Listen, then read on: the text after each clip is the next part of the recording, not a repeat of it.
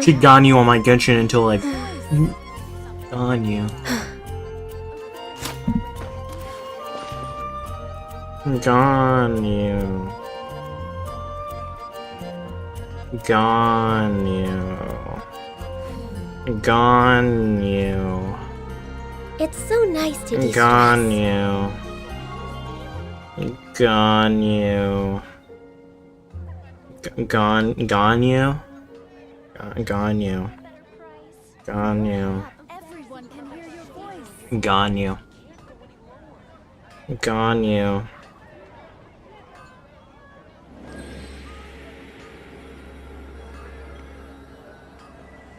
Gone you.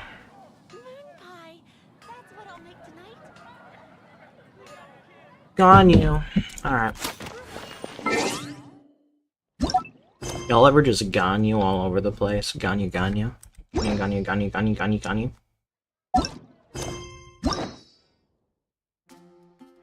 Y'all ever gone you all over the Genshin?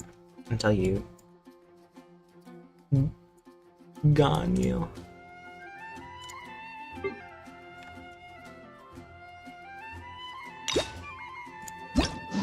We're gonna start with Sayu's Hangout. We're gonna do a Hangout now, and then we're gonna do Yelan's story quest, and then we're gonna do a Hangout afterwards. And we'll do the daily commissions at some point. It's gonna be a pretty... It could either be a pretty fast day, or a pretty, average day. Hangout quests don't usually take too long.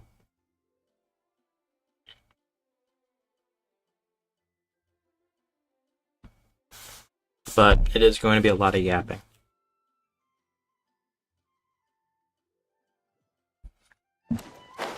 Ooh.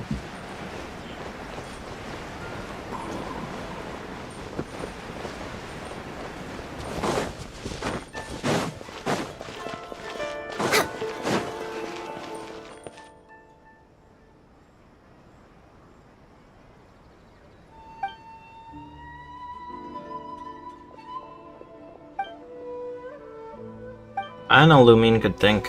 Not gonna lie, that's new.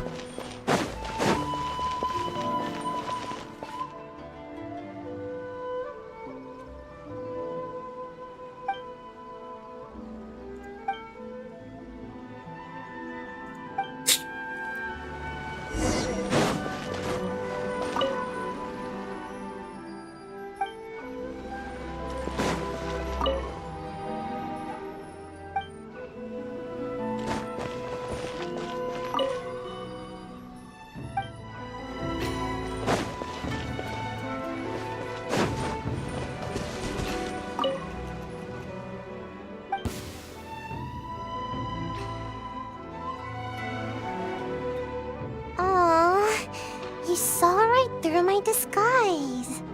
Odd. Even the Shrine Maiden often struggles to find me. Huh? My tail was sticking out? I must have been too nervous and failed to fully utilize my ninjutsu technique. So, what do you need?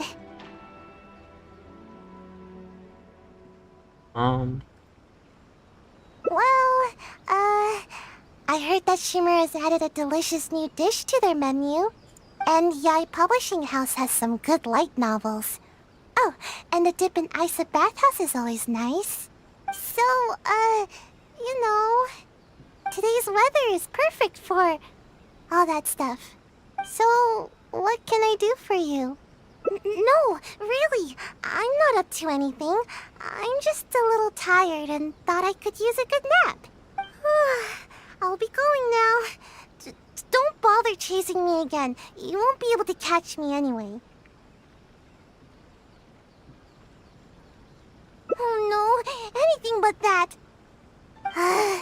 You're just as difficult as the Shrine Maiden. Come on, just let me go, would you? Oh, fine. But if I tell you the truth, I don't want to hear any complaints, no matter how crazy the truth may seem. So, you know I'm in the Shumatsu-ban, right? Well, it's our job to take care of matters that are inconvenient to the higher-ups, which sometimes includes ambushing people. Huh? Doesn't that intimidate you even a little bit? You do know what that means, right? And still no reaction, huh? Don't tell me it's because of my height. Anyway, being ambushed is pretty scary.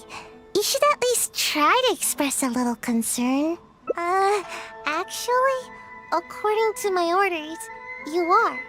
Though I have no intention of really attacking you. I don't get it. They never assign me this kind of mission. There's loads of other suitable operatives. All this craziness is starting to interfere with my sleep schedule. I just dropped by to see how you were doing. I was glad to see that you're okay. I was worried about how you'd react. I mean, who knows what you'd do if you knew that I was out to ambush you. Yet, when I told you, you didn't so much as flinch. I guess that actually made me feel a lot better. Who do you want to talk to? Someone in the Yashiro Commission? She's the one who's been assigned to supervise my work. She always tries to catch me whenever I'm slacking off. Basically, it's her duty to keep me from napping. But she would probably know more about the origins of my mission. Fine. I'll take you to her, but I'll have to hide somewhere in the distance. If she catches me anywhere near there, I'll never hear the end of it. And then they'll sentence me to all kinds of work, which will really cut into my time for napping. Please, she's quite perceptive. You mustn't tell her that you've seen me anywhere. You got that? We have a deal. No word about me.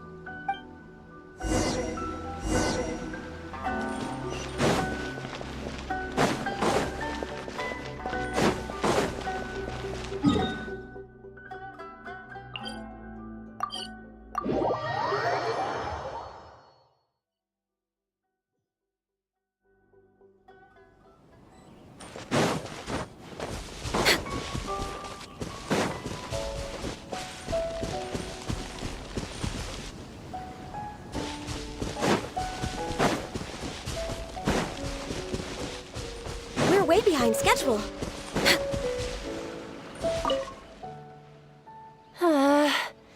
Where has she run off to this time?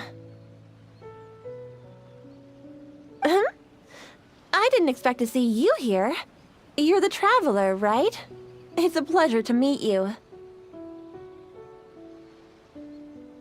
Yes, Miss Kamisato has spoken of you before. You seem familiar. It appears my intuitions were correct. May I ask what brings you here? It just so happens I'm looking for a little child by the name of Sayu. She's a ninja, with a nasty habit of disappearing the moment I turn around. She's always neglectful of her duties.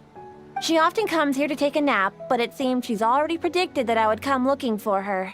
You haven't happened to see her anywhere, have you? She's wearing a Mojina costume. Pretty hard to miss. Really? Well then, I suppose I'll just have to keep searching for her. Oh? How could that be? How did you catch wind of this? Did you encounter the ninja tasked with the matter? Huh. Well, I'm sure there's no need to worry. You're probably just overthinking things. After all, you have been of great service to the Yashiro Commission, and many are thankful for your actions. How could anyone even consider dispatching a ninja to attack you? Like Sayu? You mean to say that this matter is related to Sayu? There's absolutely no need to worry about Sayu. If anything, she's extremely loyal and would never act presumptuously. Though she often neglects her duties as a ninja and seems to never heed instructions, she's certainly not one to go against our principles. Given her age, such portentous tasks are not assigned to her. What's the matter? Are you still worried? All right, just to be sure, I shall personally inquire about this matter with the Yashiro Commission. Though I am the Shrine Maiden, it is also part of my duties to take on work from the Shumatsuban.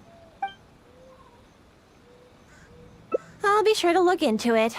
I'm curious myself what could be the cause of such absurd rumors. My intuition tells me that Sayu's mischief might be behind this whole misunderstanding. Are you completely certain that you haven't seen her around recently? Huh? Aha! Sayu, I can see you! Come out from there! Don't even think about trying to sneak away! Come over here, this instant!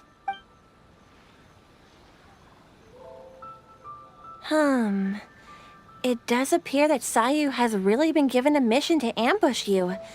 Which wasn't assigned by me, of course. I apologize. I'm afraid I did not treat this matter with due sincerity. I shall take these orders back to the Yashiro Commission for further clarification. Good. Well, if there's nothing left for me to do, then I'll be... Ahem. Sayu! Oh, yes? Where do you think you're off to? You have ninjutsu training to complete, so you shall return with me to Chinju Forest. Yes, but you know, an exceptional ninja must not only work hard, but also have ample rest. It happens to be time for my nap, so I'll see you next time. Goodbye and good night. You're coming with me, even if I have to carry you, Sayu. Is that what you want? Oh, no need. I'm sorry. I'll come quietly. In which case... Traveler, will you come with us too? I promise there won't be any trouble. I need a bit of your time, that's all. I helped you by bringing you to the Shrine Maiden, so now you need to return the favor. I honestly hope you're not up to something again, Sayu.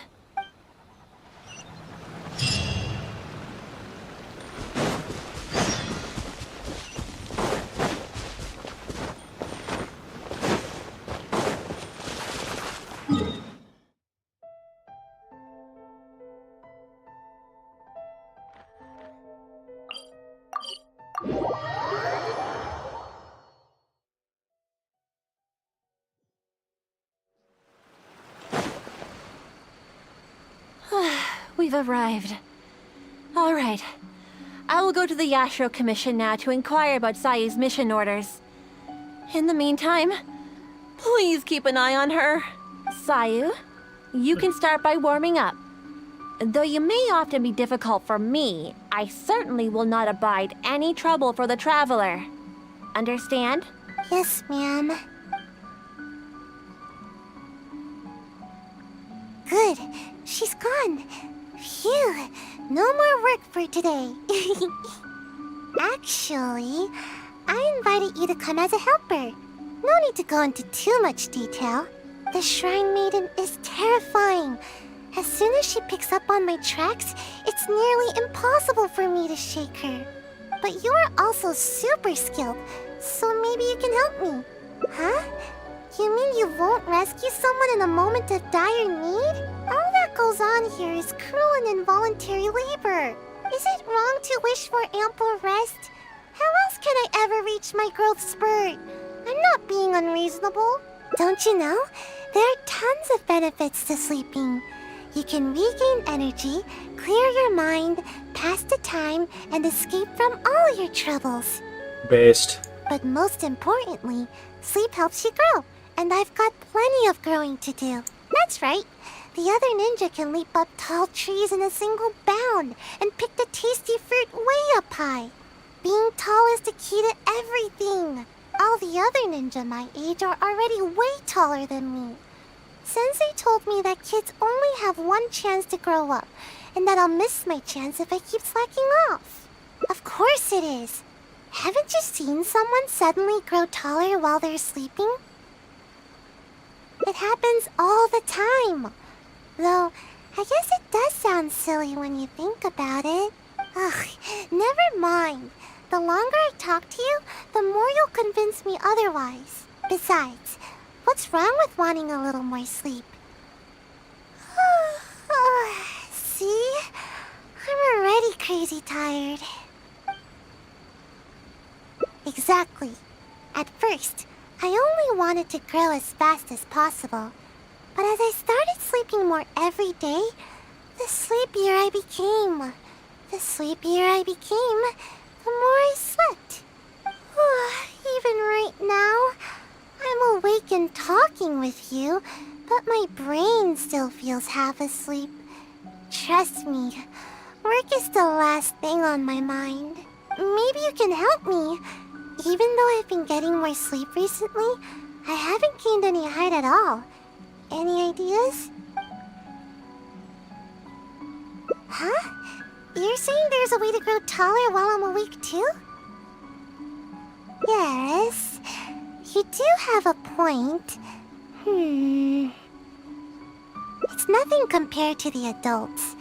Just a little food is enough to make me full. I usually prefer eating fruit rather than those big filling dishes. But I think I get it now. With more nutrients, people can grow bigger and taller. If anybody can eat a lot, it's the samurai. I should follow their example. I guess. Let's head into town and find something to eat. We won't be able to go anywhere when she's around. Now's our only chance.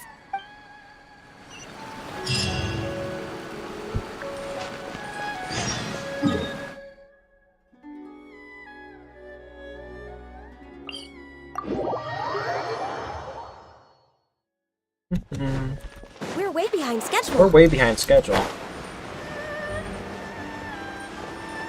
I believe this is gonna be our last Genshin stream for probably like a week and a half.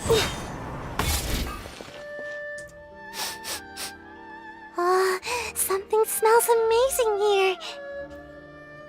It smells so good that I'd even wake up to find where it's coming from. Welcome to Kiminami Restaurant. What can I get for the two of you? Oh, let me think. I'll have rice cake soup, a tuna sushi, a tricolor dango. Oh, and one tri-flavored skewer, please. Time waits for no one. It's time for me to take things into my own hands. If I can't grow more by eating more, then we'll still have time to try something else. I've always taken a proactive approach to growing taller. I can even overcome my sleepiness if I need to. Speaking of which, I've never been able to eat very much in one sitting. I thought I could try and see what my limits are this time, but if I can't finish it all, would you help me? No, that's no good. I've got to stay positive. I know I can finish it all. Yay, thanks! That way, I don't have to worry about any of the food going to waste. Eating food like this will help me grow right away, won't it? Maybe I'll gain a whole 6 inches. Wish I could gain a whole 6 inches. Yeah, you might be right. Let's heat everything up and find out.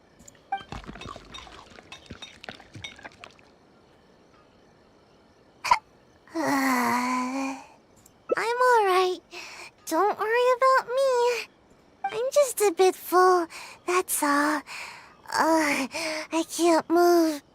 I don't feel like I'm getting taller at all. If anything, I'm only growing wider. But if that's the price of getting taller, then I'm willing to pay it. Okay, time to order some more dango. Dango. Yes, more dango. I think the dango are making a swirl reaction in my tummy.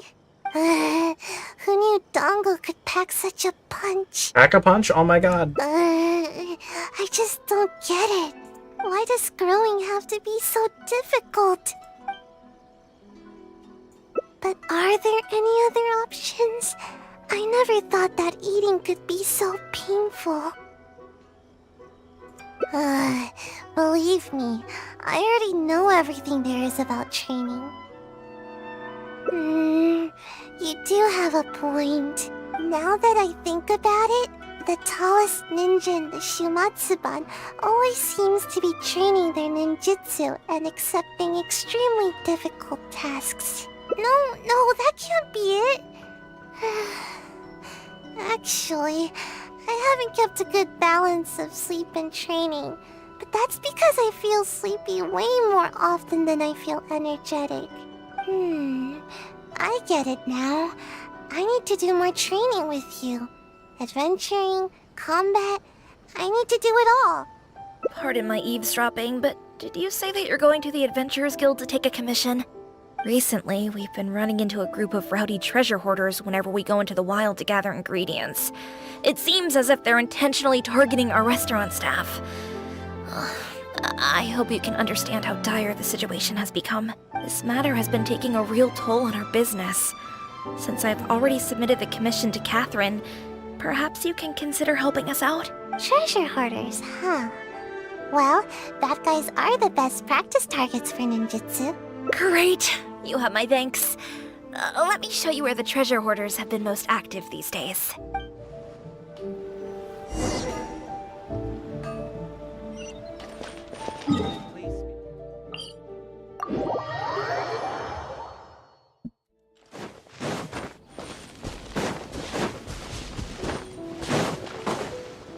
Anna was right.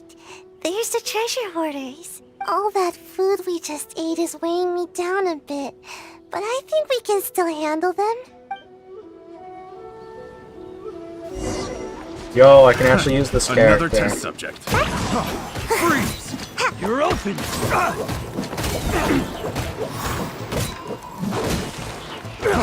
Freeze! Make my escape. Yeah. You're open! Try!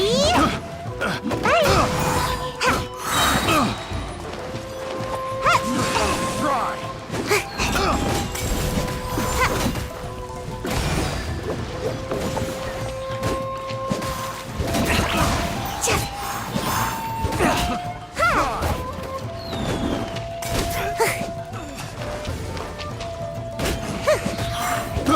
I got careless. Picked the wrong test subject. Suffocate! Tingle! Suffocate!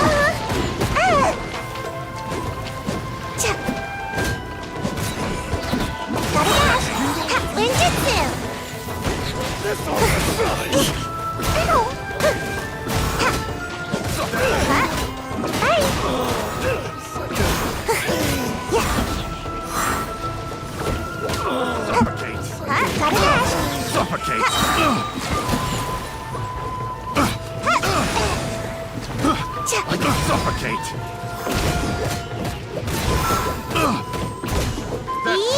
Suffocate! Subject. I got careless.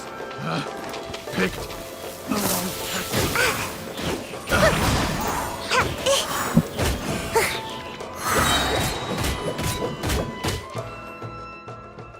Alright, last one. Watch this! Oh no! How? How could this happen? No! It's all that big brute's fault. Just as I was taking care of the last of them, he charged straight at me. I moved back to dodge him, but he was too tall. As he reached out to grab me, his hand landed right on my head. It's over. It's so over. All that hard work for nothing. He crossed the line. Everyone knows that if you're trying to grow taller, you can't be touched on the head. Of course. I never let anyone touch my head. Who knows how much I'll have to eat and sleep, or how much training I'll have to do to make up for it. It's a real bummer, you know. I see you're just trying to comfort me. Thanks.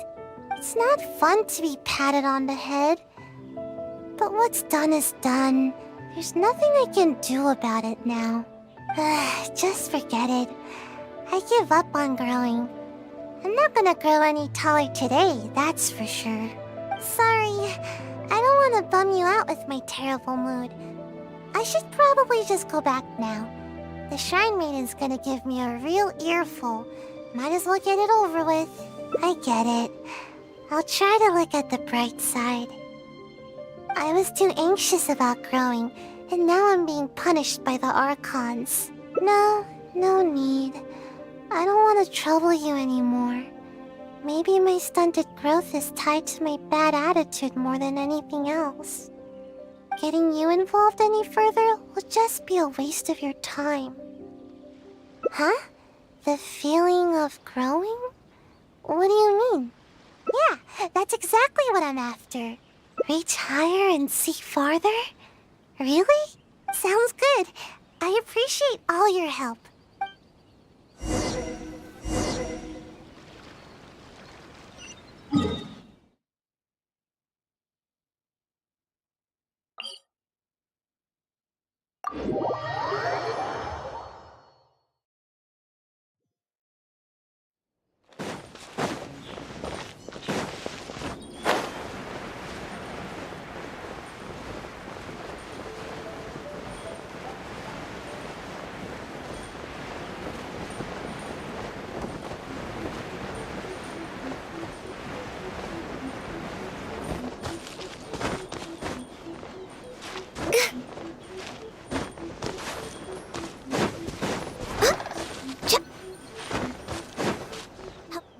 You had me worried on the way here, you know? I seriously wondered if you were taking me to the Kamisato residence or the shrine. But you weren't kidding. I can see much farther from here. Somehow, I feel a little better after coming up so high.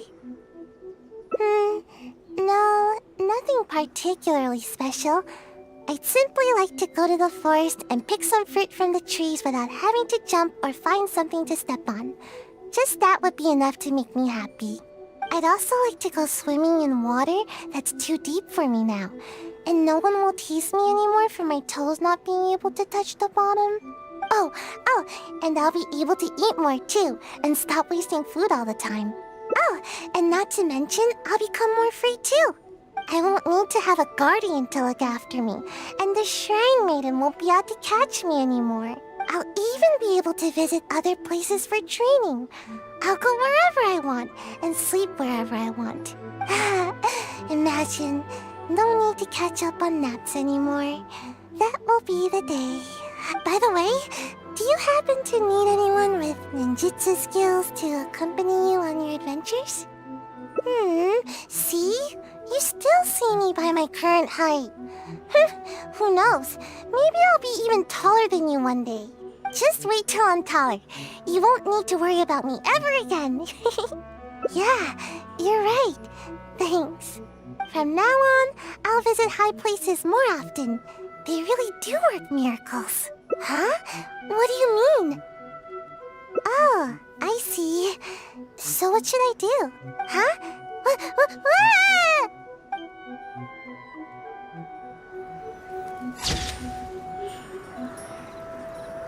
Wholesome. Alright, that's 1 out of 3 down. Didn't take long at all. Let's do what will take a long time.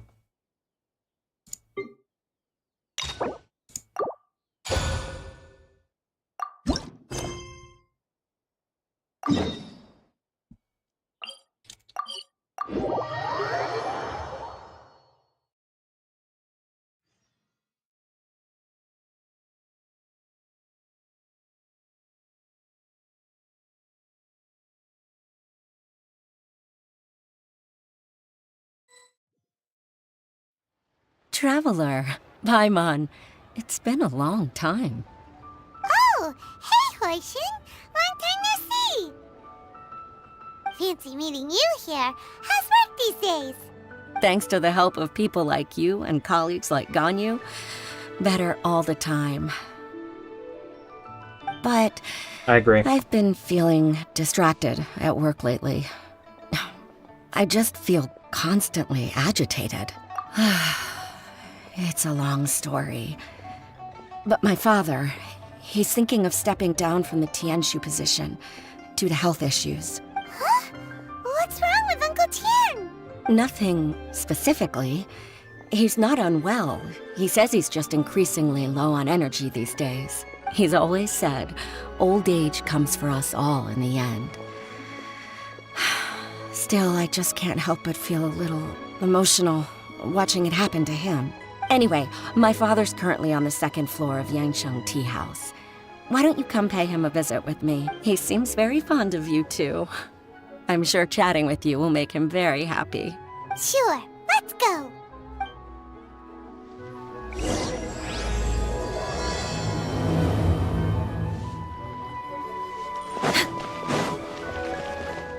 Next on the agenda.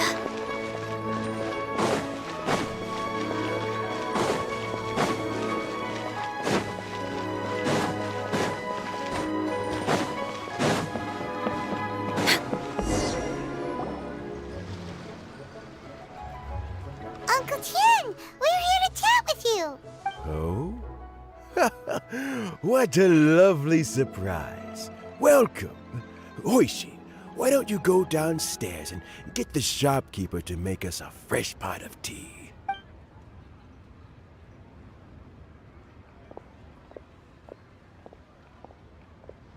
I heard that you've been traveling all over the place recently. I would very much like to hear your adventure stories. Hoishin told you, didn't she?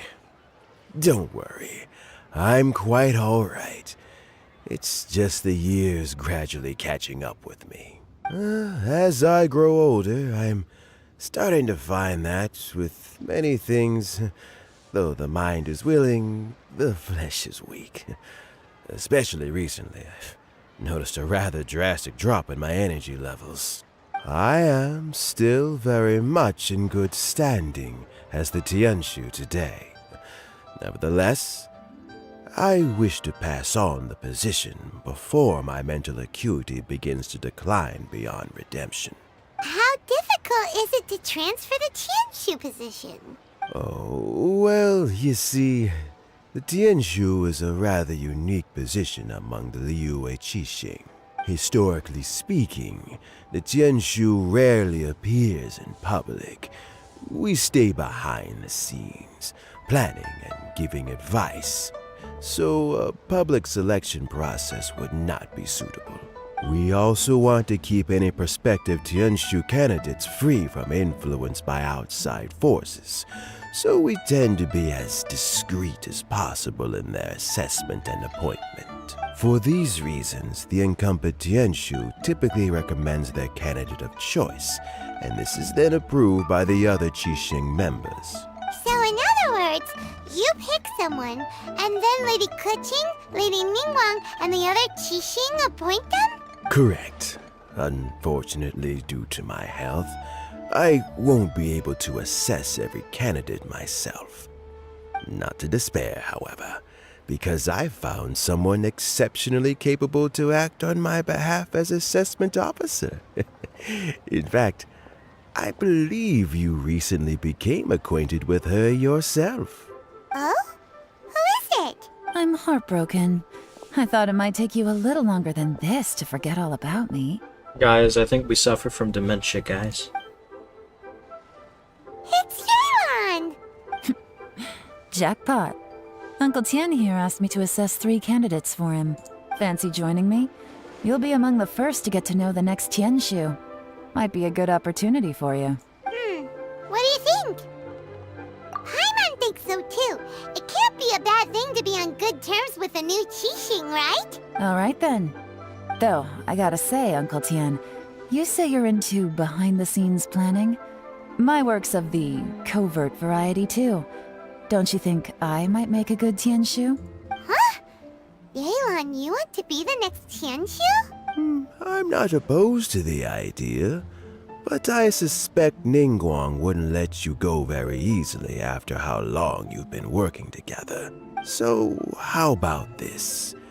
If your investigation reveals that none of the other candidates are qualified for the position, I'll recommend you for the job. Deal. Well, you guys take your time. Everything's all set for the assessments to go ahead.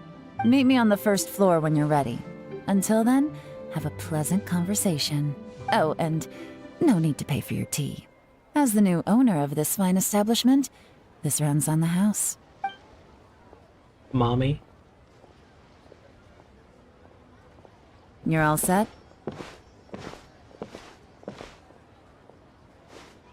Uncle Tien seems really worn down. It's like all his energy's gone. Yeah, it may sound harsh, but Uncle Tien is past his prime. He's not cut out for this anymore. So he's recommended 3 candidates. Their names are Qinwei, Mingbo, and Zhi.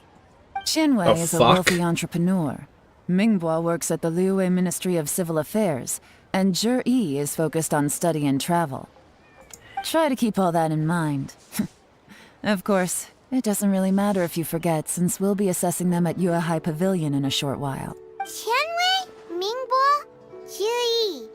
Paimon should be able to remember their names, I but sure what won't. does the assessment involve exactly? Let's leave that until we get to Yuehai Pavilion. All right. Heads in the game, people. The stakes don't get much higher than a change in the Qixing.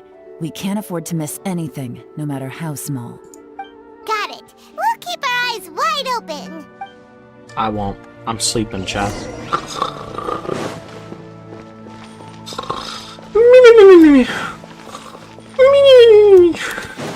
My bad, Tap. I didn't mean to sleep so soundly.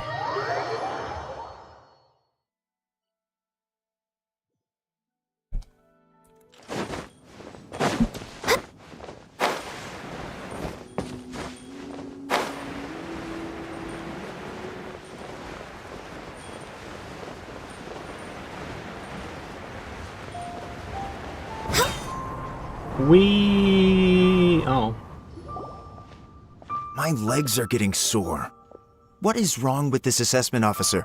This is a huge occasion and I don't even get a chair. I've dealt with all kinds of people in my time, but never have I been made to stand while I'm waiting for an appointment. Oh, I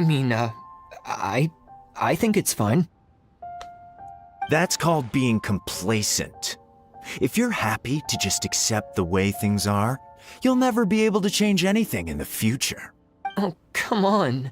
That's just... Now you're just being unreasonable. All right, you two. Let's not get into a big argument over this. It's not worth it. Qianwei, that was a bit uncalled for. And Mingbo, cut him some slack. We've all been standing around for a while. It's natural to be getting irritable. Look, how about this? There's no rule saying we're obliged to stand up while we wait, so why don't we borrow some chairs from the guild nearby? Gee, guys, I wonder which one's gonna win. Fine.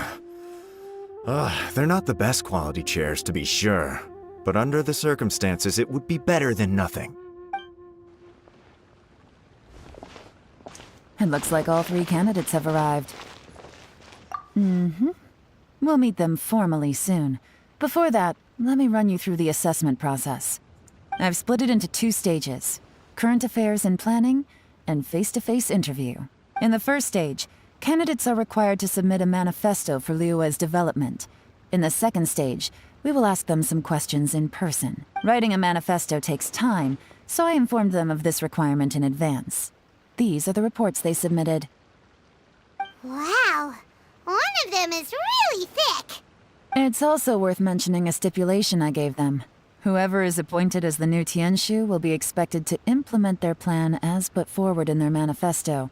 Failing the occurrence of some cataclysmic event, they will not be permitted to change their plan. Therefore, these 3 piles of documents in front of us represent where each candidate stands on key policy issues. There's still some time.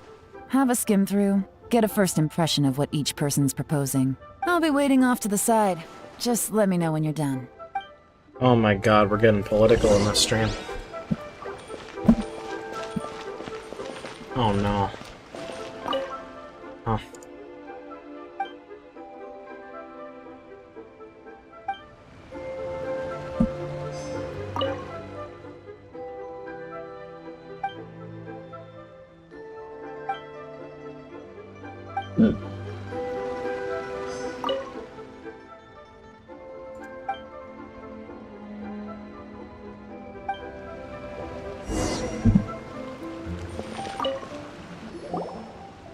Finished, huh?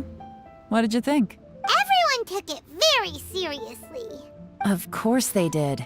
They have the chance to be picked as the new Tianshu, so you can bet they're putting their best foot forward. And keep in mind, whoever gets in has to execute their plan as written. Nobody wants to have any regrets. That's for me to know and you to find out.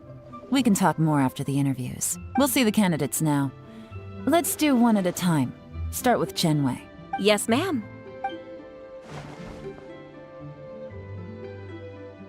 Oh? So you two are the assessment officers, are you? I had assumed that given the great import of this situation, Lady Ningguang would perhaps be assessing us in person. I certainly hadn't imagined I'd be seeing two entirely unfamiliar faces. I trust you've read through my manifesto? I'd be more than happy to clarify any details you found difficult to grasp. It was written with an expert audience in mind, after all. Mind your tone, mister! Relax. It wasn't intended as a personal slight against anyone in particular. I was simply stating a fact. Cloud Retainer? You know this Adeptus? Oh, yes, I remember now. You must be the traveler that people are constantly talking about. With your sterling reputation, you must have a respectable level of erudition. Perhaps you will be able to understand the concepts I have put forward. Although I shouldn't get my hopes up. Oh, is it my turn? Yes. Please introduce yourself. I'm, Mingbo. I work in the Ministry of Civil Affairs. I've worked there for, 9 years, 5 months, and 3 days. In that time, I've handled, 2,347 cases. I have 12 active cases at the moment. They should be concluded in, 16 days? My current work is related to urban planning, and I'm also responsible for, auditing the accounts. To be more precise, there are 3 parts to the accounts, namely... Is it just Paimon, or is he not very good at public speaking? You know what? Let's leave the self-introduction there and move on to some questions. Oh, okay. Sorry. He's just like me for real. Why don't we get to hear the Hello? questions and answers? Not gonna lie, I'm feeling a little nervous. What would you like to know? You're here to assess me, so ask away and I'll answer your questions to the best of my ability. Your manifesto is very wide in its scope, but you don't seem to be personally involved in many of the specific fields. How can you be sure that you have the ability to put your plan into action? Very fair question. I completely understand where you're coming from, but I'm confident in my plan. I've visited many different places, talked to lots of people with far more expertise than myself, and my manifesto is the conclusion of these efforts. Of course, 2 different problems can be interconnected in very complicated ways, and you might reach 2 very contradictory conclusions depending on which one you're focusing on. What I've tried to do is strike a balance. In other words, present an optimal solution to all the problems as a whole. How do you plan to determine whether you are right or wrong about your proposed solution being the optimal one? A great question. Well, I'd start by having my colleagues and the secretaries of the Yuehai Pavilion evaluate any proposals before implementation. Post-implementation, it would all come down to the results. If it turned out that my judgment was to blame for poor results, I would take responsibility. Nice answer. All right, next question. He seems like a great guy. Everything he said was thoughtful and logical, and he was just a pleasure to listen to. Here's my take on what we just learned. As you saw, Qianwei is highly knowledgeable. He proposes many excellent ideas in his manifesto which effectively target the big issues. But he is very proud and incredibly stubborn. He doesn't care much about other people's feelings. Mingbo's plan is more thorough and more measured. You can tell he's meticulous in his work, very detail-oriented. But he and Qianwei are otherwise polar opposites. Mingbo is not very articulate and comes across as very timid in conversation. Perfect summary. Paimon couldn't agree more. You're good at this, Yelan. Last but not least, Jur-E. His manifesto is full of pertinent details, his methodology is sound, and his proposals cover a broad range of fields, which is quite a rare feat. The depth he goes into in each and every area means it can only be a product of painstaking work. Plus, he is modest and good at dealing with people. But what really interests me is that many of his views happen to coincide with Uncle Tien's. Having someone like Jur-E take the position would certainly put Uncle Tien's mind at rest. Great. I'm never gonna understand how that name sounds like that. We'll see. Let's go back and report to Uncle Tien.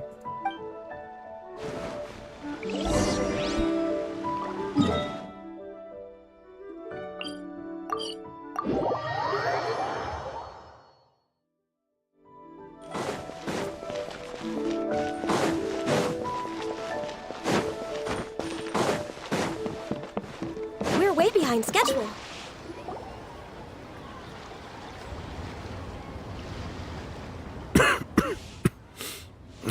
I see. Then it's more or less as I anticipated. All right. Then let me ask this. The ideas in Jur-E's manifesto are very similar to your own. Is there any particular reason behind this? Oh, I didn't want to say anything when I gave you the list of candidates, for fear of affecting your judgment. But I can tell you now.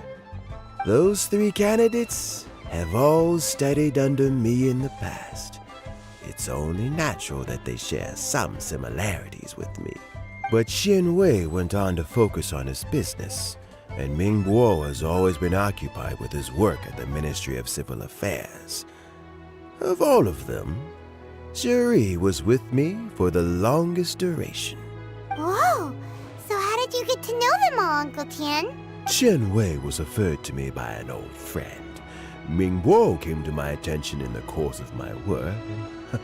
As for Juri, I was pure happenstance. We first met while fishing. Gradually, as we got to know each other, we started discussing all sorts of topics. Juri came from a poor family, and his parents died when he was very young. But he was a gifted student and a fast learner. He reminded me of a younger version of myself. So I started out giving him a few words of advice when we were out fishing and noticed how quickly he got on. Quite. And now, all of a sudden, he's grown into a mature young man. It's a joy to see. But it also gets one thinking. The young are growing up, and I am growing old. How time flies. No one can escape the cycle of life. I don't know, Uncle Tian. You still seem in pretty good shape to me. You might have another few years of work left in you, don't you think? Oh, you. There's really no need to console me.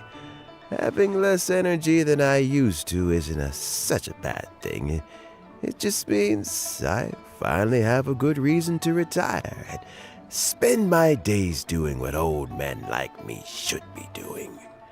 Going fishing whenever I feel like it. Sounds like you sure love fishing, Uncle Tian. He always said just morning instead of good morning. Because if it were a good morning, he'd be fishing.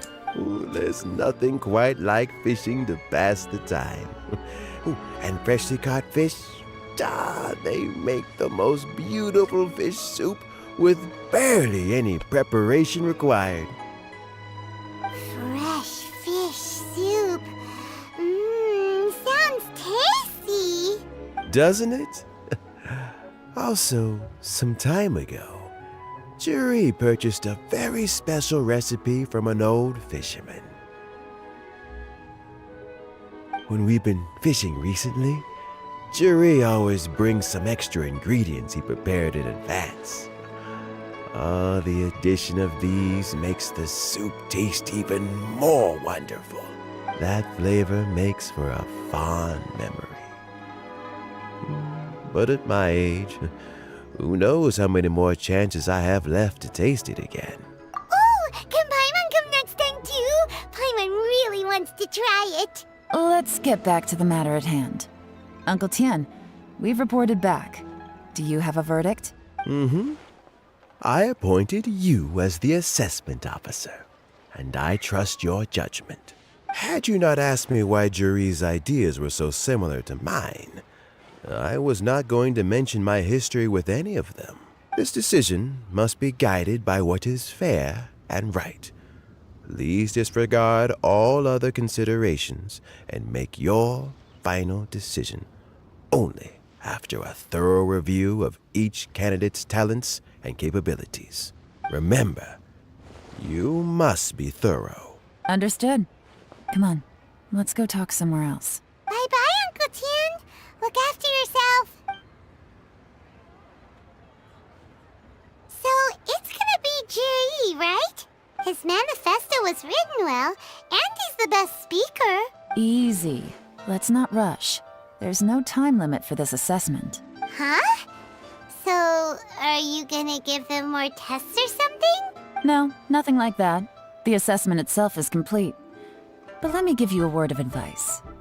Things are not always as they appear.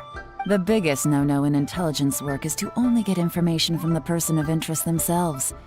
The truth is almost always hidden beneath many layers of deception. You have to get information through many different channels. For example, Wenyuan, Shanghua. Yes? Lady Yelan, what are your orders? Ugh! Who are they? Where did they come from? Did they scare you? These two are Wenyuan and Shanghua. They work for me. As my trusted assistants, they are always standing guard nearby. They also perform various assignments as required. Shanghua is a business expert who gets his information by trading. Wenyuan relies on word of mouth. And there's also Upei, who's not here right now. That meathead must have been out there on sea surveillance for some time now. Is he all right? I seem to remember that he can't swim. Nothing can take that guy down. Certainly not a little wind and waves. Shanghua, visit all the commerce guilds and look into Qianwei's background. Wenyuan, go to the Ministry of Civil Affairs and look through Mingbo's work files. Yes, ma'am. So what about Juri? Juri, well, obviously as the most promising candidate, we will be investigating him ourselves. Let's go to the docks first. Lots of people passing through there. You can find out all kinds of things. If we're looking for information, why don't we try talking to Bulai, the owner of Wanyu Boutique?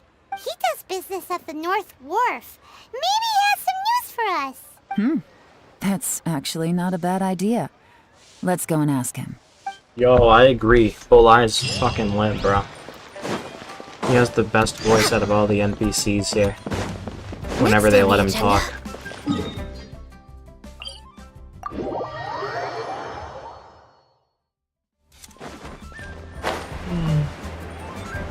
Huh? What's Bulai doing here today? Remember, wanted to get some sun. Look, your asking price for this batch is just too high. I can't buy in at this price. How am I supposed to turn a profit? Come on, hear me out. I'm telling you, this is the single best batch of Sunsettias ever. You won't find anyone who disputes that. I accidentally dropped one into a well, and even the water turned sweet. Even so... All right. I'll let you in on a little secret.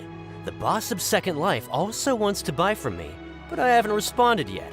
If you won't take him, I'll just have to partner with them instead. And neither of us wants that. Okay, well, when you put it that way, I'll accept your asking price. I'll take all your stock. Don't sell a single one to Second Life.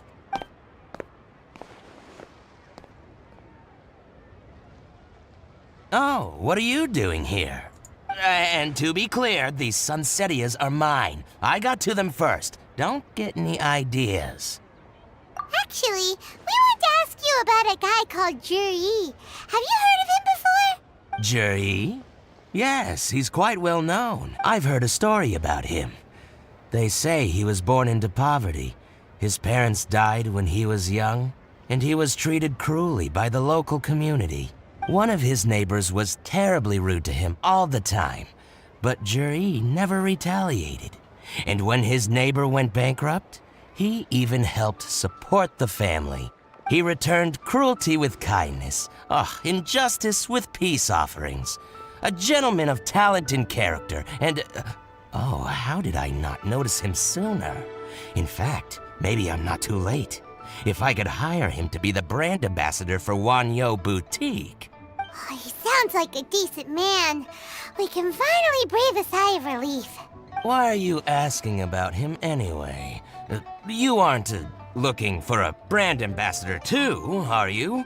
Well then, in that case, the higher bidder takes the... that's Juri right over there. Why don't we go and talk to him? Where? It's him, all right. Looks like he's chatting with Lean Long. Come on, let's follow them and listen in. Try not to let him see you. We want this information to be as truthful as possible. I'll just go and fetch an employment contract. And hey, don't try and cut me out of this. Hey! I understand. Let's walk and talk. I What are you love waiting stealth for? sections on You this won't hear game. anything at this rate. What do you...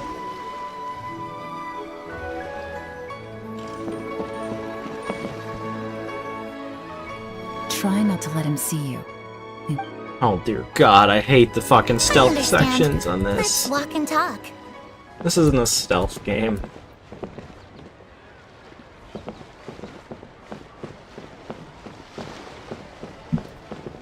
So, you were looking to buy a wineware set?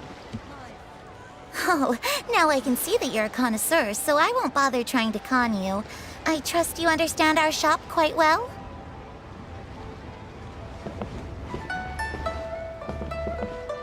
The truth is, an old friend of mine who likes to have a drink now and then. He fancies himself as a man of culture, but doesn't care for needless extravagance. So I thought I might buy him a set of high-quality fakes. How very thoughtful of you. Leave it to me then. Come and collect it at Shigu Antiques whenever is convenient.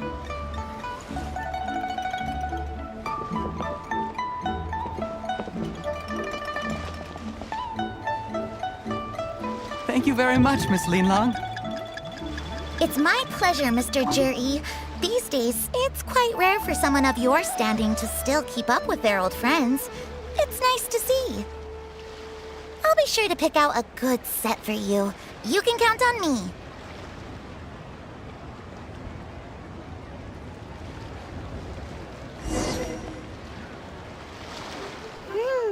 Juri seems to get along really well with everyone.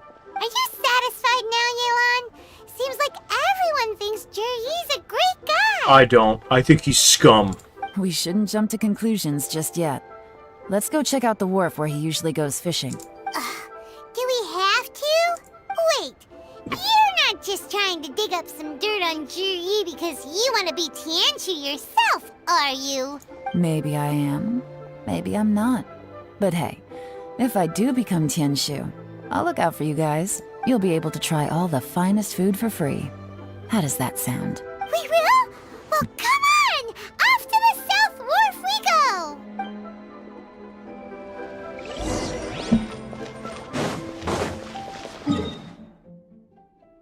Bro, that dude did not head off in the direction of the South Wharf. We're way behind schedule.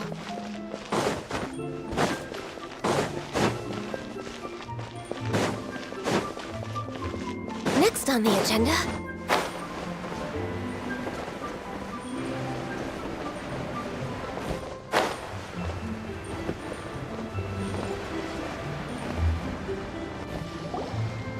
The wharf is as busy as ever. I hear the anglers here sometimes sell their fish to the nearby fishmongers. Let's see what Uncle Soon has to say.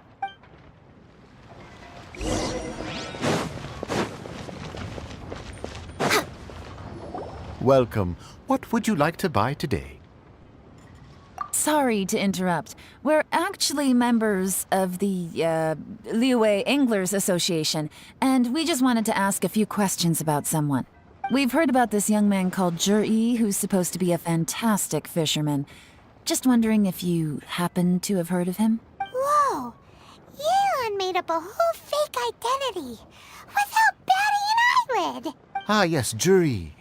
He's been making quite a name for himself recently.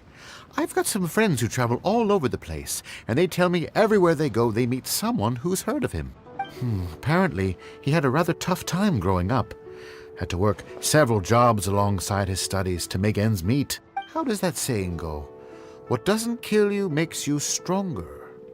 Well, if there's anything to that logic, he's sure to be phenomenally successful one day. Gecko got that ear rape? Not bad, bro. Let me lower my gain. There we go. Should be a little better now. Yeah, we think so too! but I'm afraid your Anglers Association might be in for a disappointment. Welcome to the stream, Skeleton. Hope you're doing well. Oh? Why's that?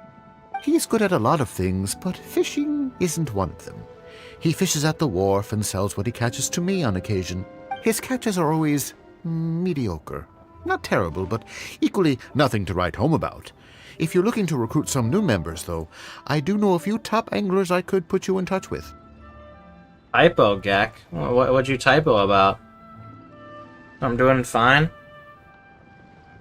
That's good. That sounds fantastic. I've got a couple of other things to attend to right now, though, so why don't I come back some other time and we can chat over a drink? Sure thing. See you. Everywhere they go, they meet someone who's heard of him. Come on, let's keep asking around. I'm hanging out with Mommy Yelan today. You know Hoppy. Here to buy some fish? It's 300 for one or 3 for 1,000. You better hurry. When they're gone, they're gone. Hello, we're from the Society for Fish Price Research. We'd just like to ask a few questions. Wow, she switched identity again. Society for Fish Price Research? I haven't done anything illegal. Stay out of my business. Please, don't worry. We're just here to conduct a simple survey. We've heard about a certain Jur-E who's been selling fresh fish at low prices in this area recently. Do you know anything about this? Yell in a cell? Yelan becomes a cell? Once I revert to an egg, I must bury myself underground for 3 years. There, my form matures. So this isn't about me. You should have said something, you know. I know the guy. I can tell you what I know. I haven't heard anything about him selling fresh fish at low prices, but it wouldn't surprise me if it was him. That fish looks good. Looks like good eating. Oh? Why is that? Because he's so poor. His parents died when he was very young, and his alcoholic father still owed a huge amount of debt. No one wanted anything to do with it. Guys, Jerry's. I'm just gonna call him Jerry because that fucking name makes. I don't understand it. I can't believe his parents died when he was very young. I'm so glad I have to hear that every time I talk to a character. Guys, did you know this character's parents died when he was very young? Isn't that sad? He was still a kid when he first came to the wharf. His clothes were ragged and he had a bandage wrapped around his head. And he managed to survive, thanks to Uncle Tien, who gave him some food. But still to this day, he doesn't have a lot of mora to his name. I mean, he can afford to eat and everything, but you'll often see him haggling with others over just a few mora. So, I wouldn't be surprised to find out he's been selling a few fish. It's not like he catches much anyway, so it's not going to affect my business. Don't tell him I said that. Gao pronounced as a Gyao. Uncle Gyao. Uncle Gyat. You'd rather he didn't know?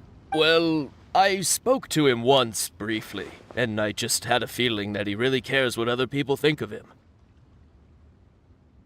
I think he has pretty low self-esteem, but hey, it's hardly my place to say anything. What he's achieved already puts most people to shame. And nobody's perfect. I just wouldn't want to upset him. That's all. I want to upset him. I see. Well, thank you for sharing that with us. I killed his parents when he was very young, chap. I did it. I'm evil. Not a problem. And just for the record, there's absolutely nothing wrong with the price of my fish. About that persuasion we sought to get. The more times you say it, the less convincing it becomes. Doesn't have a lot of mora to his name. Okay, let's keep going. Uncle Gat's in the muff. We're way behind schedule.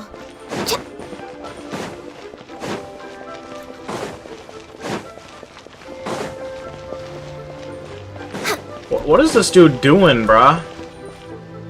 Fucking weirdo. I'll also ask him about about fucking Jerry. Hey, it's you guys! Wait, what's the phrase? Oh yeah. Honored to meet you. What brings you to me? The truth is, we are but newcomers to this territory.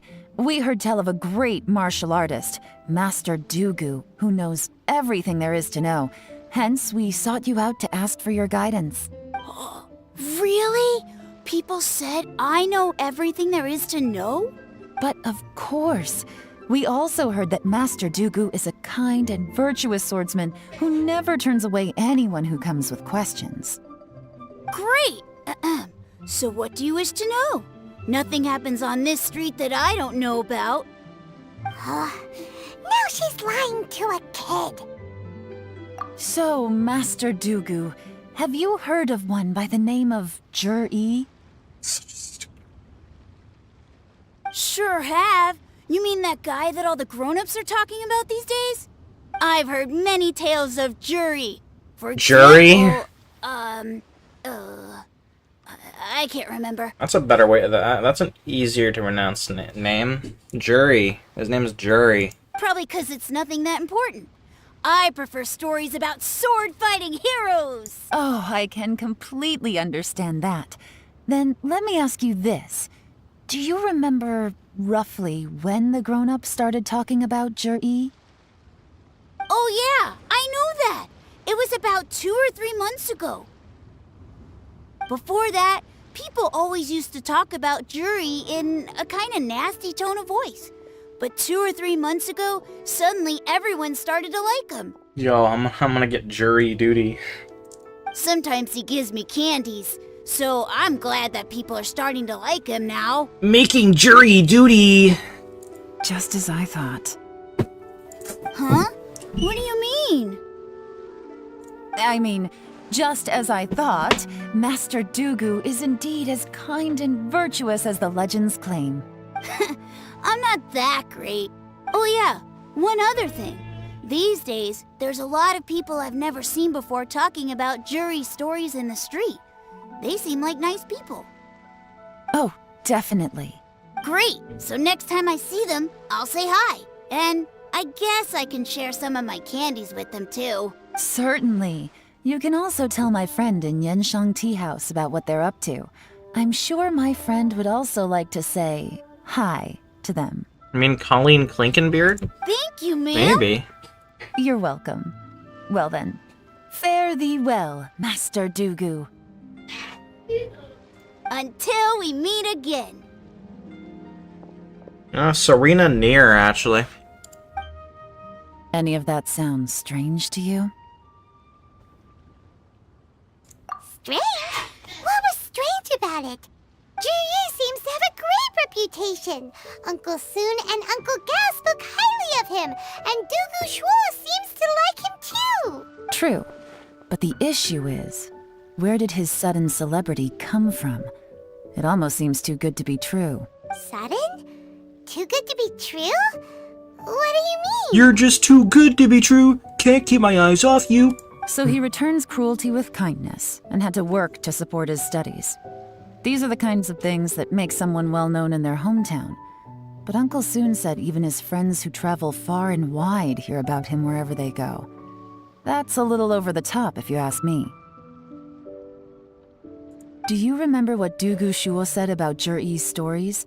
Clearly they left him with a good impression of the guy. But beyond that, he wasn't interested in the details. That's the reaction I would expect from any normal person. Plus, there's the fact that all this praise of Jur-E has only been happening within the last 2 or 3 months. His childhood, his studies, the thing with his neighbor. None of these are recent events. So why are these stories only going around now? Quite suspicious, chat. Quite suspicious indeed.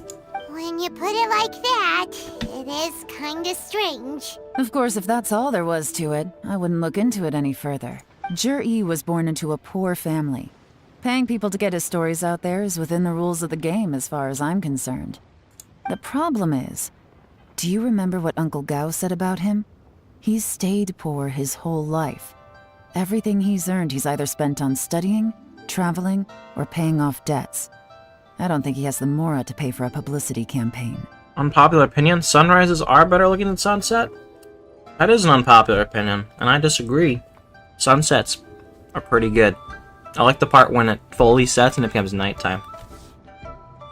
I like the nighttime. Right. And that changes everything.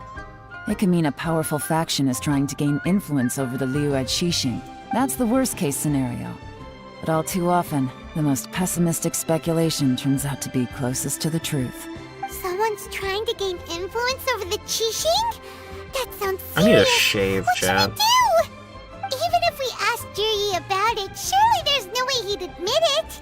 First, we need to find out who's supporting him. Don't worry, I've got a plan. Unpopular opinion, Yelan is better looking than Sunrises. Remember the current affairs and planning stage of the assessment?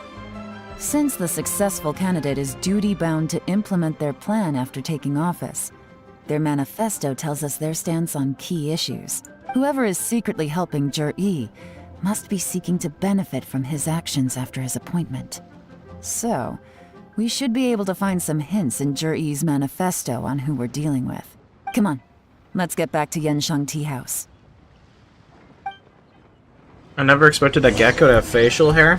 Well, you know, it's a rare mutation. Yeah.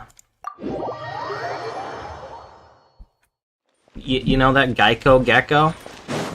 He's my dad, actually. And let's see, this is Ken. He got around a little bit, you know, and I'm like a cross mutation, chap. Jur-E's manifesto covers a huge range of topics. Looking for details that don't add up will be like trying to find a needle in a haystack. I'll divide the reports into 2 piles. You take one, I'll take the other. When we're finished, we'll put our heads together. Do you mean like we're gonna kiss? Officially, the assessment is already over, and I'll be expected to announce the results before long. So we have to get to the bottom of this as quickly as we can. Yikes! We better hurry! Whatever else Uncle Tien might think of Jur-E, the fact remains that he's one of his favorite students. Any evidence he's left is not going to be immediately obvious. We'll have to look carefully and think critically.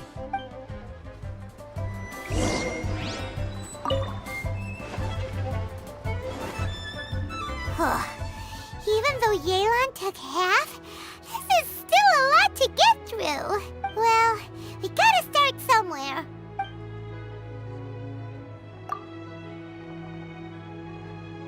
Due to a variety of factors, sea storms have become stronger in recent years. I suggest we set up a special patrol unit to deal with sea monsters. The fleet should consist of the following. Yap. Much of Liwei's folklore suggests that Rex Lapis left a great deal of wealth in the mountains of Liwei. However, due to obstacles hindering the excavation operation at the chasm, many projects have been called off. The workers of the Glapip Forge have been idle near the Golden House for a long time now. They should be given first refusal if any suitable projects arise. Yap, yap, yap. The treacherous terrain around Huaguang Stone... Oh my fucking god, I'm having a stroke. Stone Forest and Qingyun Peak means the area has weak transport links. The sheer mountain peaks are connected only by rope bridges. They are dangerous to walk on and wholly unsuited to the transportation of goods. These areas are rich in medicinal herbs and ore deposits. Building a road network around the mountains would be beneficial for everyone. Wow, that... Oh, this reading is giving Paimon a headache. I think the Hilichurls are behind this. Let's take a break.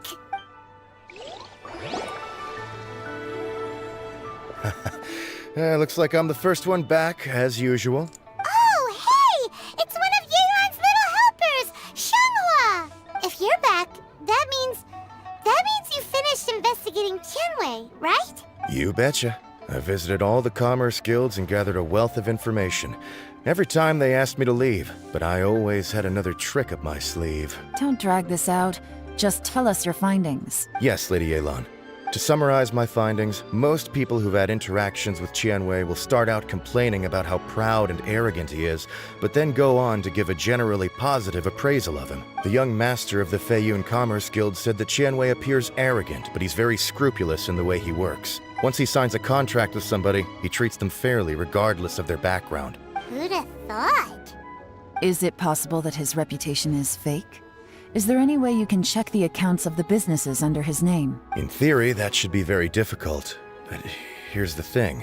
I asked around and found out that almost all of Qianwei's accounts are open to the public. Where he buys from and sells to should be confidential business information, but he doesn't seem interested in protecting it at all. Qianwei often sees business opportunities that others don't, but once he's made enough mora off of it, it's like he gets sick of it and releases all of his trade secrets. Changhua, what's next? Patchy the Pirate? I'm getting rid of all my SpongeBob stuff! It's like he wants people to know that they still can't beat him, even if he shares all of his secrets. The fact that someone like that can still make mora is pretty infuriating when you think about it. What a strange guy. It's like he's not doing business to make mora, but instead... Fire impression? Thank you, bro. I'm actually Patchy the Pirate for real. To validate his theories. No wonder his manifesto contains so many insights. It's all the result of his first-hand experimentation. I'm back! Huh? How come you're here? Why do you think? Obviously, because I possess superior skills and am always one step ahead of the competition. Well, when you're the competition, at least. Damn, man. Whatever. I'm not getting into an argument with you. If I hadn't had something else to take care of on the way, I would have been back long before you. Lady Yelan, I have finished investigating Mingbua. Well, we're all ears. The Ministry of Civil Affairs says that Mingbua struggles to get his words out when he gets nervous, especially when he's chatting with strangers. Really? But after a few days of getting to know him, you can pretty much have a normal conversation with him. On the whole, the feedback from the Ministry of Civil Affairs was very positive. He always considers the things that everyone else overlooks. In your opinion, was the Ministry of Civil Affairs' appraisal of Mingbua at all exaggerated? I don't believe so. Mingbua is someone who has slowly but surely earned the reputation he has today. According to Miss Yu, the ministry often gets Mingbua to take a final look at projects before they're implemented. People feel much more confident in something if it has his stamp of approval. Oh, and also, there was once someone in the ministry who was lying and cheating to try to advance their career. Mingbua gave them the scolding of a lifetime. Apparently, he can be terrifying when he loses his temper. I haven't seen it for myself, The though. devil shivers when a nice guy loses his temper. Whoa, that's hard to imagine. Like I said before, things are not always as they appear. Ah, so that's what you meant by that. I'm starting to get it now. Thank you both. You're free to go now.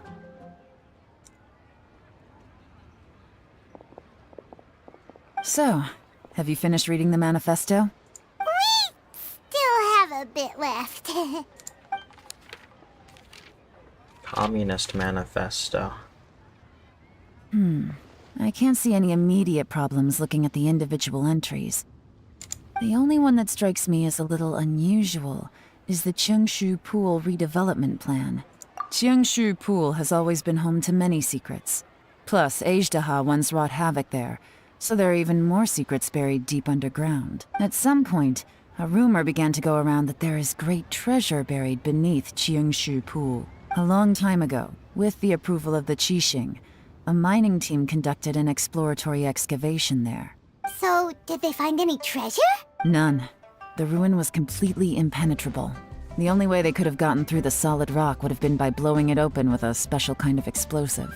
The technology wasn't mature enough at that time, so the excavation project was shut down and the treasure became a mere legend.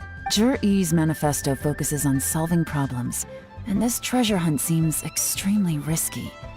It seems out of step with the rest of his plans. Still, this one fact alone doesn't tell us much. Everyone wants to get their hands on this treasure. The treasure hoarders, the Fatui, even local Liyue factions. What would treasure hoarders want with treasure? Did you find anything? Excavation? That's stupid. Project? Treasure? Did we read anything similar in our half of the manifesto? Oh yeah! Zhi-Yi said the Blackcliff Forge workers should get right of first refusal if any suitable projects come up. Did he now? Well, that makes everything much clearer. So Zhi-Yi wants the Blackcliff Forge to excavate the treasure of Cheongshu Pool. Does that that mean the Blackcliff Forge is Juri's secret supporter? No, not likely. I've looked into the Blackcliff Forge before. They aren't involved with any powerful factions at present. They do possess some specialized explosives, but it would seem more trouble than it's worth to put so many resources into a risky project like this. Still, since the clues are pointing toward the Blackcliff Forge, we should see where they lead. We may well find something new. We won't. I already looked, Chop. There's nothing there. Mingborg both turned out to be completely different than what we thought. What about Juri? Is there another side to him too?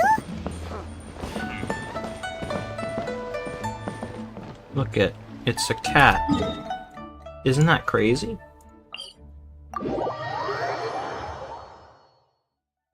Next on the agenda. I don't want to live anymore! Never mind, chat. I had a change of heart. This is the Blackcliff Forge. Let's look around for clues. Nothing of note happened today. Nothing of note happened today. Payday.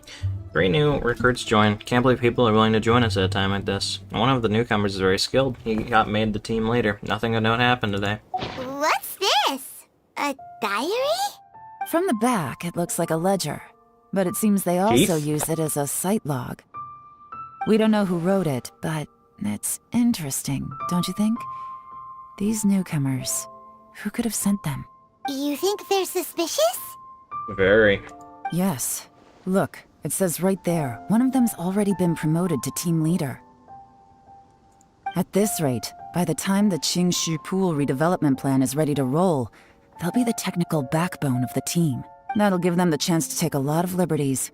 They can copy any secret texts or steal any treasure they find underground. Imagine if we didn't suspect anything. By the time Juri recommends the Blackcliff Forge for the excavation project, at most we would maybe do a fresh background check on the place. No red flags if all they did was change some key staff.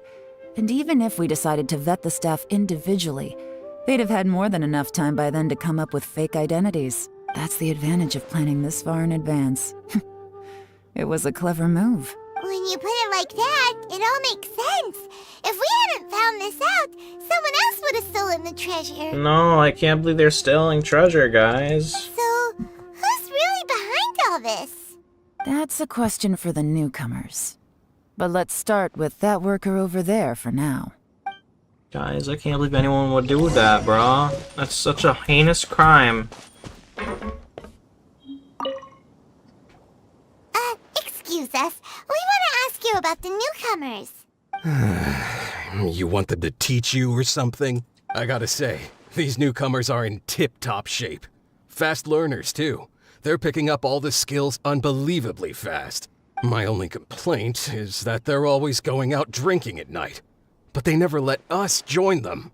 I guess they just need some time to adjust. I'm sure we'll get to know each other over time.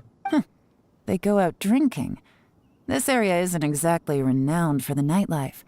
I'm guessing it's a long trip to the nearest tavern. You got that right. They tell me they go all the way back to Liyue Harbor to drink at Wanmin Restaurant. It rained after work today, so they actually stuck around at the site for a while.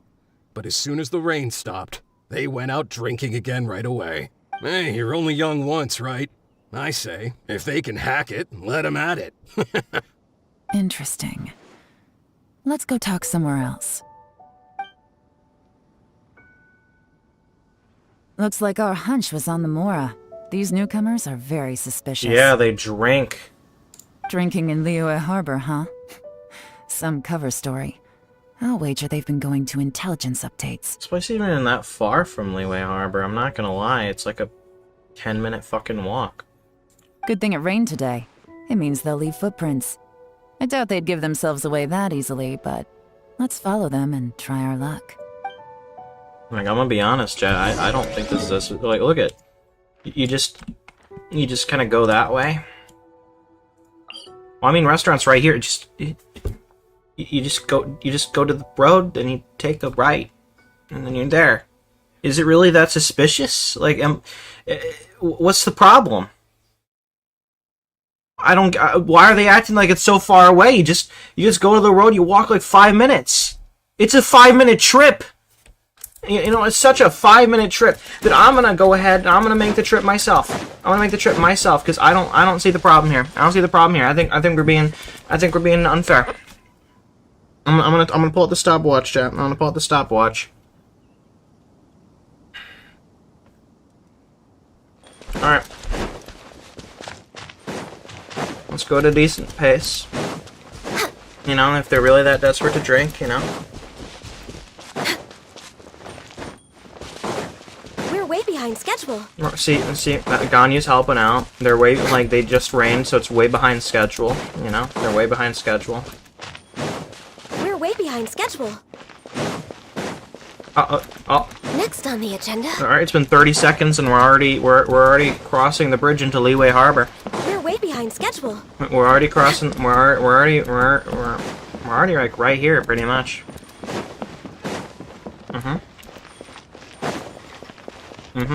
Next on the agenda.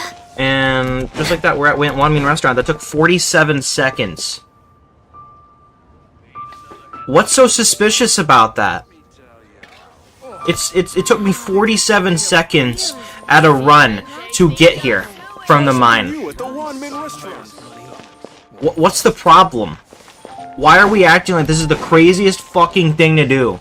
No, you know, it's a little far, don't you think? It's a little far from here to get all the way to Leeway Harbor. Like, what the f- We're way behind schedule. I don't get it, chat. I don't get it. It's not a far trip.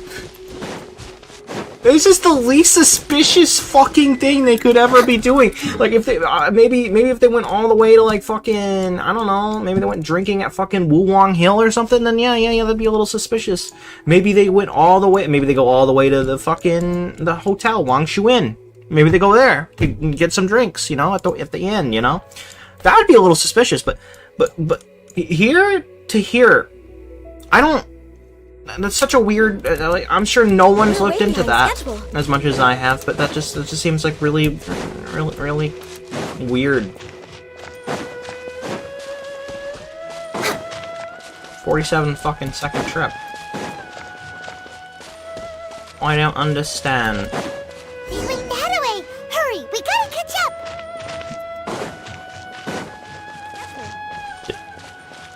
What do you mean they went that way? The footsteps stop. Next on the agenda. Why'd they fucking make me look over here?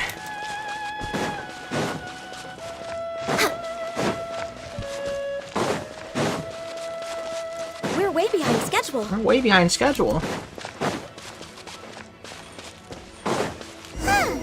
These footprints are heading towards Liyue Harbor. Maybe we were wrong about them. Yeah, I could have been doing this. Just as I thought. They didn't go to Liyue Harbor. They went that way. Like, yeah, they're not going to Leeway Harbor, like, that's obvious, but just by thinking about it, you know, it's really not that hard of a concept that they would be telling the truth at, like, face value, but it's, like, immediately suspicious to them. Oh, I don't get it. The footprints stop here, but, judging from the direction, I'm guessing their destination was that abandoned house. We're way behind schedule. We're way behind schedule. Like, even if you walked, it would probably be like a, I don't know, like again, a 5-minute trip. The work of a professional. What's the work of a professional? This fucking post?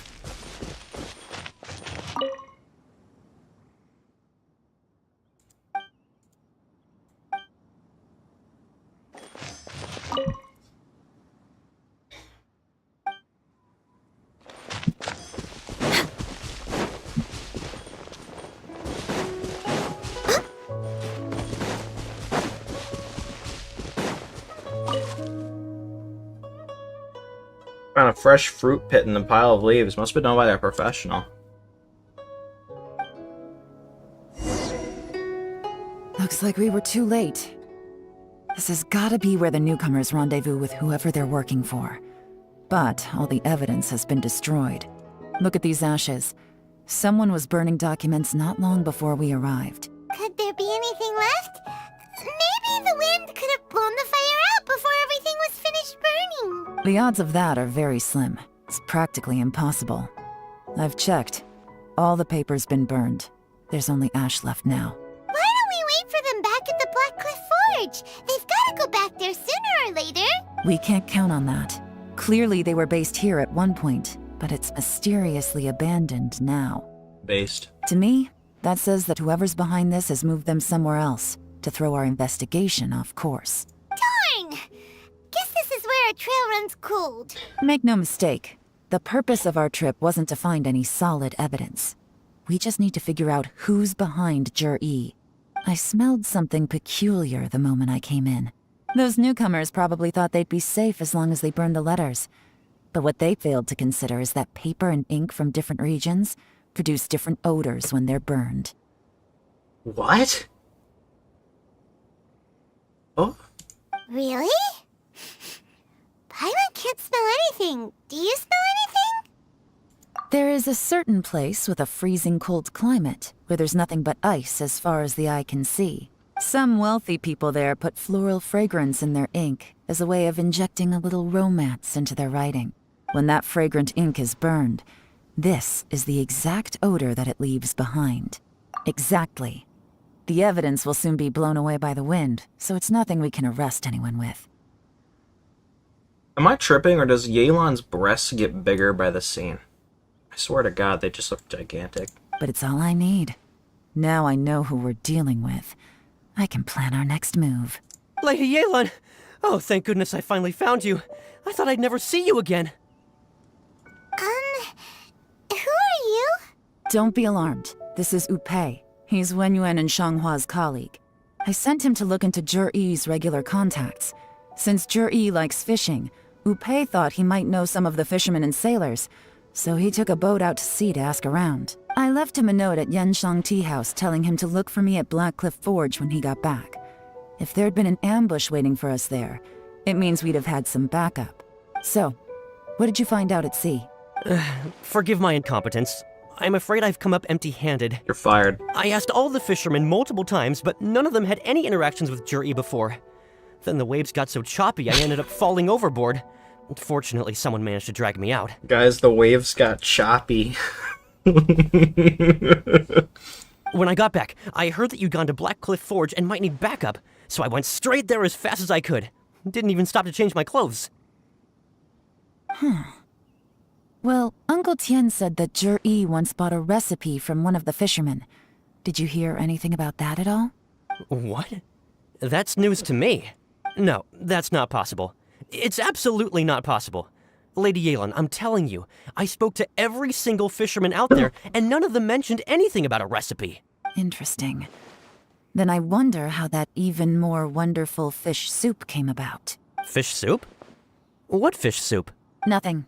Our priority right now is to find a way to get our hands on some solid evidence. Well, any suggestions? Not a bad idea. Upei, what do you think? Honestly, I've already tried following Jur-E, but the guy's too cautious. Never meets with anyone suspicious. Okay, so tailing's out. No, we'll still need to tail him. But first, we need to do some groundwork. Groundwork? When you've worked in intelligence for a long time, you'll understand that no one can stay on high alert forever. Especially when he thinks he's about to win. Tomorrow morning, I'll announce his victory at Yuehai Pavilion. Take a guess what you think he'll do next. Be sure to arrive on time. You won't want to miss the show.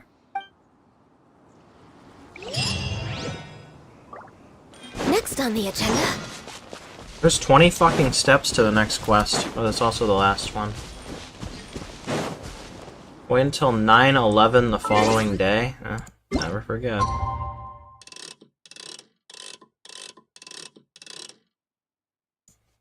I can't believe Jur-E did it. I guess the jury is out on this one.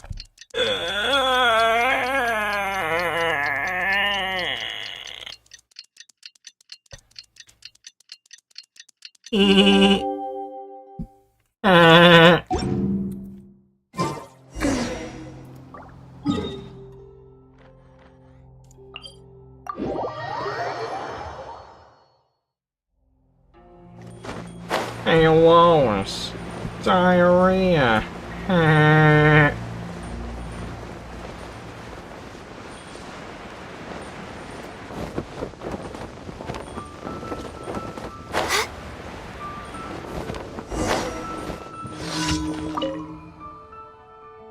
Oh, this is my daily commission. Whoops. Yep.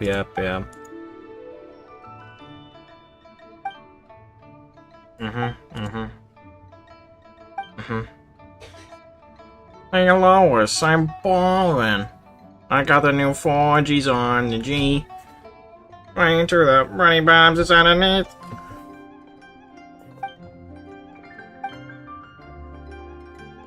Okay.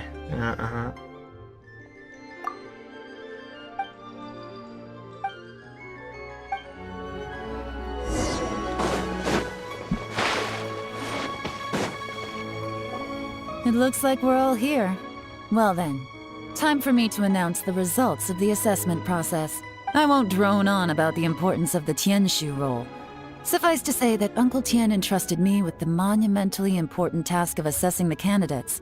And now, it falls to me to give him a satisfactory answer. All of us here know the score. Don't beat around the bush, just get on with it. Qianwei has many pioneering ideas, but some of his plans are lacking in detail, and he easily gets into testy exchanges with other people. Mingbo is reliable, but not quite ambitious enough, and because of his personality, he struggles to win people over. In contrast, Zhi is evenly balanced across the board, and enjoys an excellent reputation in Liyue.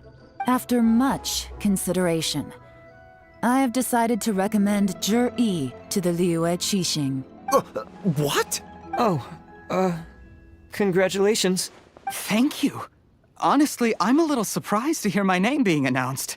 In my estimation, all three of us are worthy candidates for the Tianshu position. As your competitor, I've become keenly aware of your great talents. Would either of you entertain the possibility of working with me in the future and taking on some of my workload? I'll have to see. I'm in a bad mood. This is the last thing I want to be thinking about right now. I don't mind, as long as I can help. Okay, well, that's all from me. Zhi, you'll have some preparation to do. It won't be long before you're informed of your official appointment. I hope you will work hard and make Uncle Tien proud. What's the Fallout 3 filter going on right now? I will live up to the Tianshu name. On this, you have my word. I should go. I need to pack my things, and then I think a celebratory meal is in order. Would anyone like to join me? Count me out. I'm not in the mood for a celebration.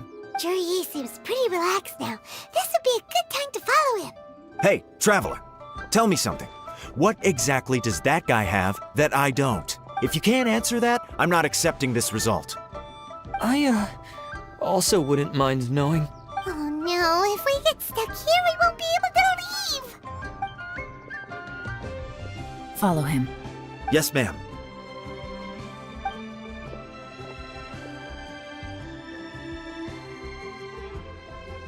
We finally got rid of them! We killed them, chat. Lady Yelan, Zhi has gone towards Feiyun Slope. Follow him, quickly. So Zhi really sided with the Fatui? But Uncle Tien thinks so highly of him. Why would he do this? Difficult to say, but everything should become a lot clearer when we find him. I can't believe Lumine would say that. Lumine gets all the bitches, personally.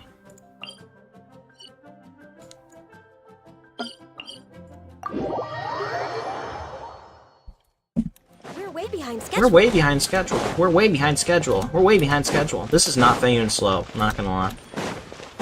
Is this Feiyun Slope? Oh, what is Feiyun Slope? I guess it is kind of a slope. I was thinking of Kuiju Slope or whatever the fuck. I'm sorry, Lady Yelan.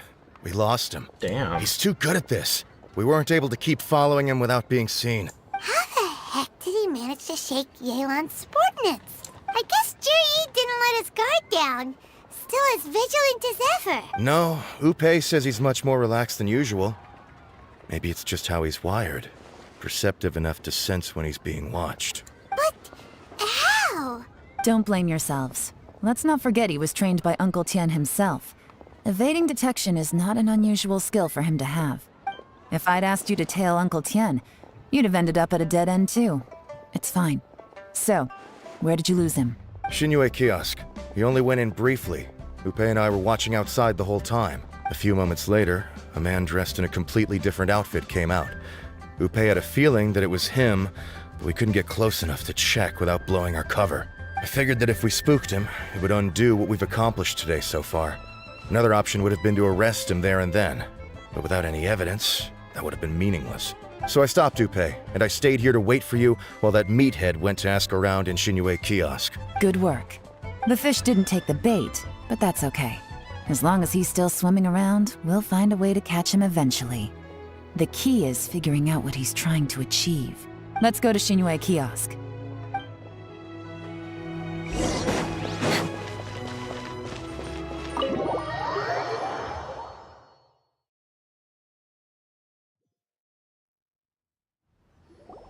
Could you explain to me how that works? A guy like him comes in, changes his whole outfit right under your nose, and you don't even ask him about it? Our customers are free to dress however they please. What grounds would I have to question him? Did he have to get naked to change his clothes? That would have been a little concerning. Okay, fair enough, but didn't you think it was just a little bit strange? Well, maybe I did, but it still doesn't give me the right to stop him. Enough. Let's tone this down a little. I'll make this quick. Just one question. What did he buy while he was here? Oh, he didn't buy anything. He just picked up a bottle of liquor that he ordered ages ago. A bottle of liquor? Yes, a very strong kind. Fiery, with a rich flavor.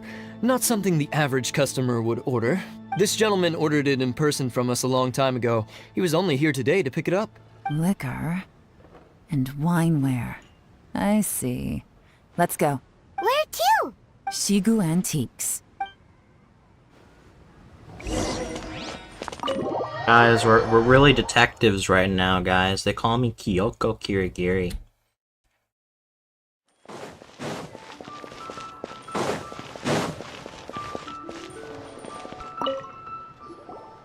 Hey, Miss Lin Long. Sorry to bother you.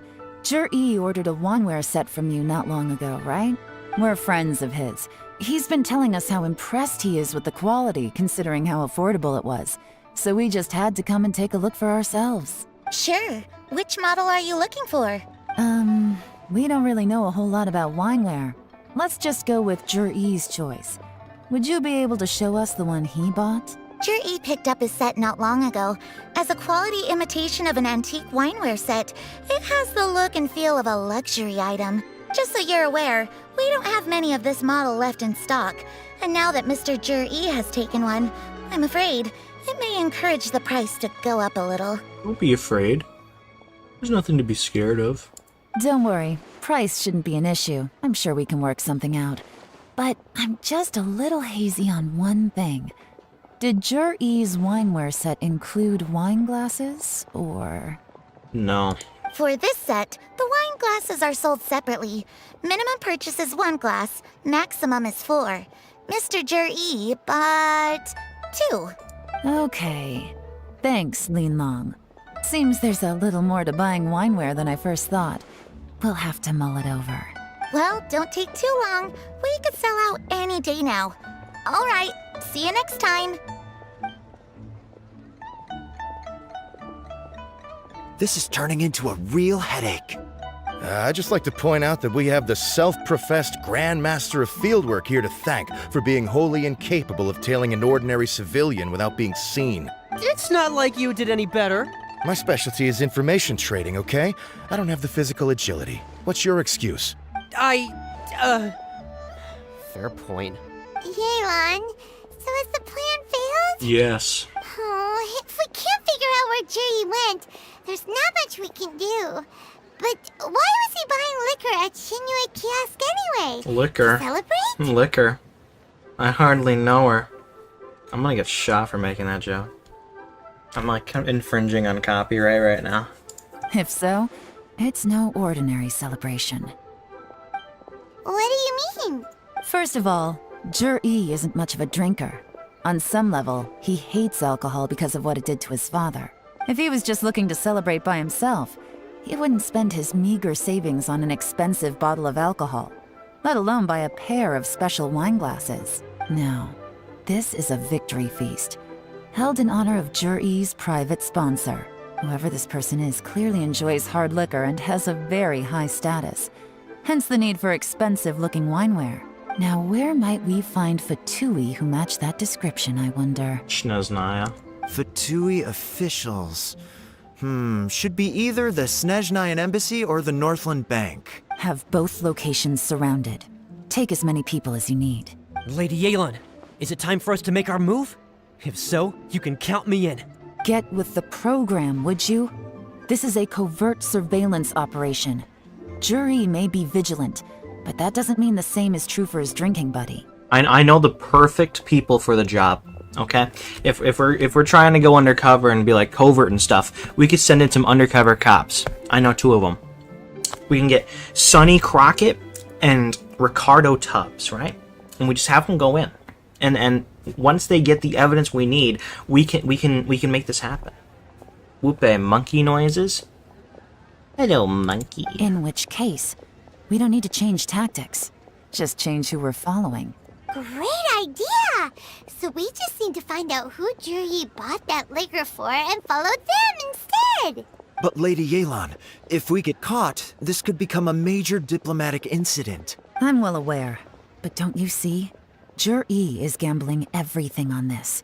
If we really want to catch him, we're going to have to accept a little risk ourselves. I like gambling. Stick to your orders, and make sure we're covering all other bases too. Anywhere else Jur-E might be going. I want eyes on those locations. Yes, ma'am. Don't worry, Lady Yelan. Jur-E may be a slippery character, but we'll keep a close watch on the movements of all Fatui officials. I'll be waiting for you at the tea house. If I'm guessing correctly, Fatui officials are likely to take action at night. Night. You should go and get ready. Night. Then meet me at Yenshang Tea House. Night.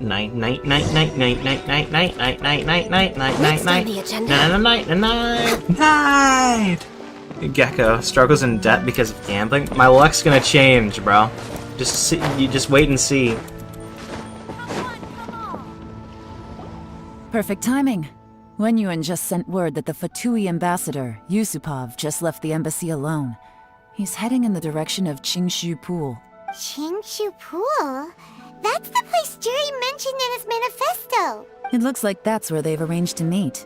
Sensible choice, I'll give them that. Qingshu Pool is always crawling with monsters. Most people wouldn't dream of going there. It's one place they won't need to worry about being seen. Oh no, we gotta go get them! Let's go. If my hunch is correct, we just might hit the jackpot this time. Face it, Tiger.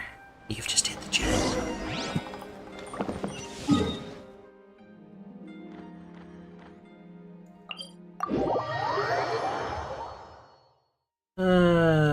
We're getting to the end, I think. Then I can do my last hangout quest for the day, and then do my daily commissions, and we're pretty much all set.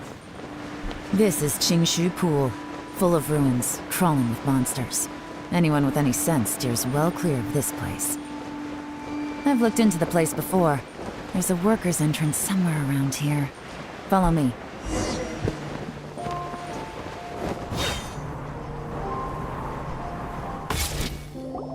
There's been some work done on this place in the past, but it's a bit of a labyrinth inside. I can't guarantee we'll be safe once we're underground. The workers left an emergency access route. If we can find it, this will be a much easier journey. Still, be ready to fight at any moment. Any resistance needs to be taken out quickly and quietly. We don't want to attract too much attention. Don't worry, we're all professionals here. By the way, Yelan, where are your 3 little helpers at? They have other things to take care of first. We couldn't afford to wait for them, but they'll join us later.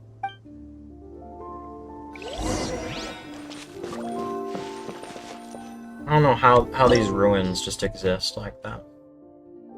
These ruins! Chevrolet's is gonna carry, for real. Just wait till she's built up.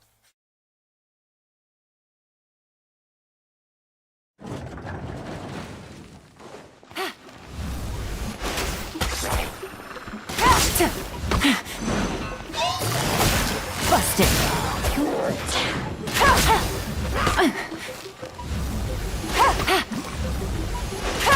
Take it easy. Gotcha!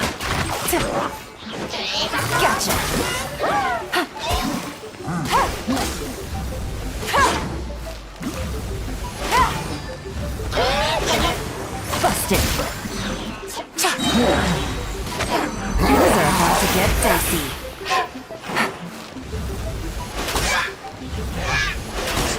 Quietly now.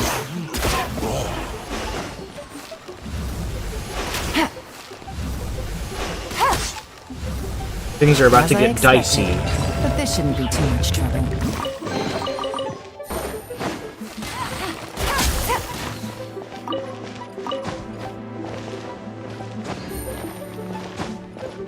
God damn it. Stop. Just... Yeah, there we go. Oh, come on. This would have been a perfect place to hide something. God damn it.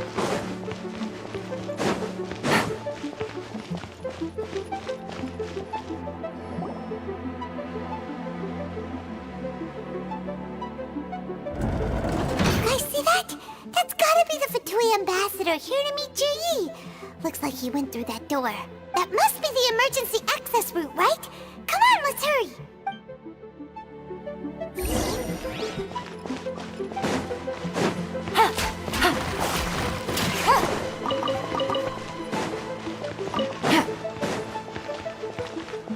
How much raw men can hold me? One piece.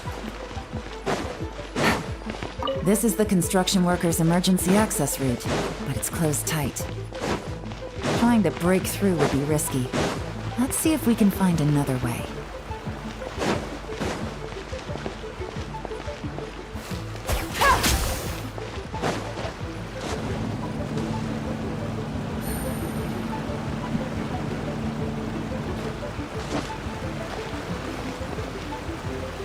Oh great, Geo Bishop's my favorite.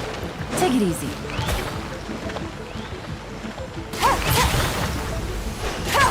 Busted. Gotcha. Game's up. Fine's over.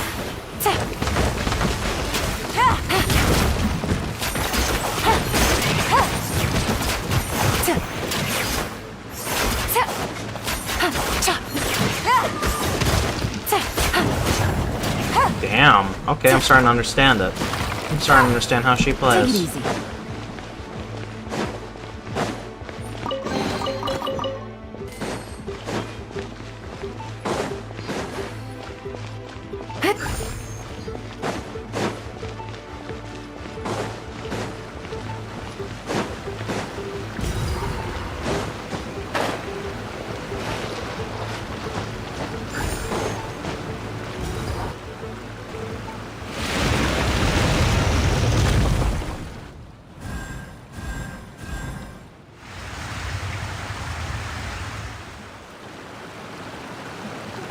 The water's gone down.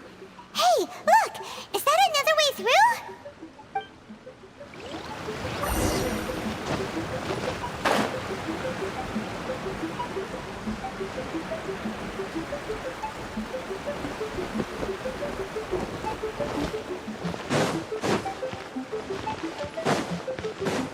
I knew there would be something hiding over here.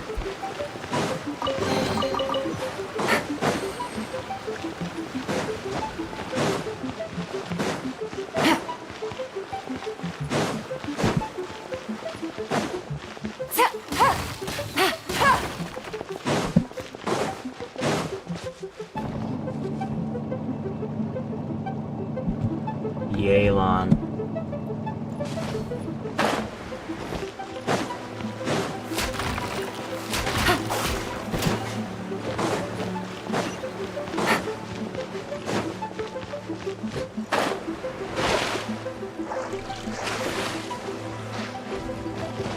Take it easy. Quietly now. Busted.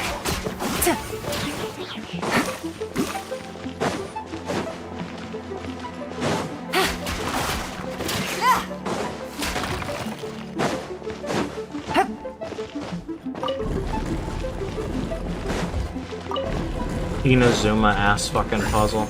Take it easy.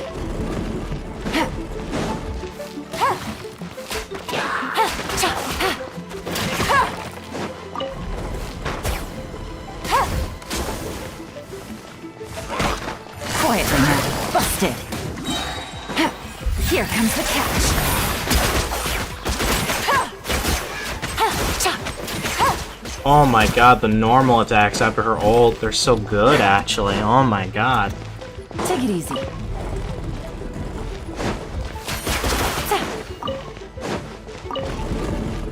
I think I see the appeal, chat. Not bad at all.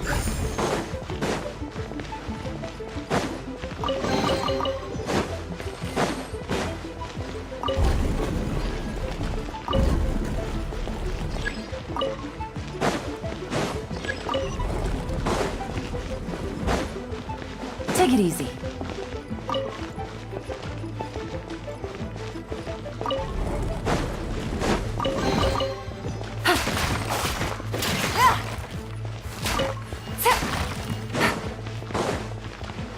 Potato.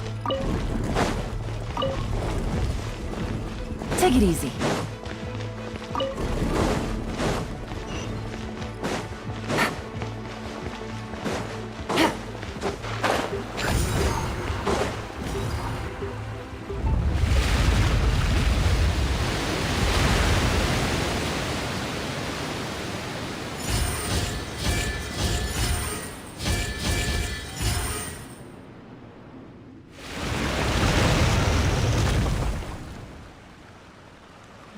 The water's flowed into the groove, and now the statues have lit up. Okay, now we should be able to move the statues. Oh lord.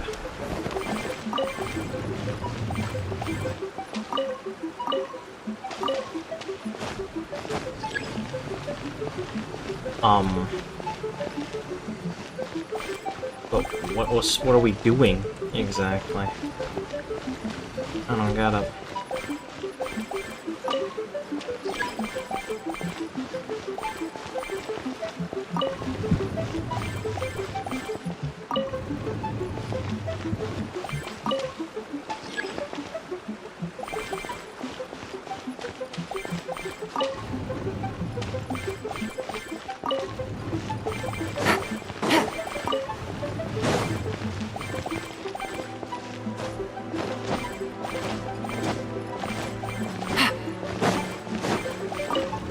Take it easy.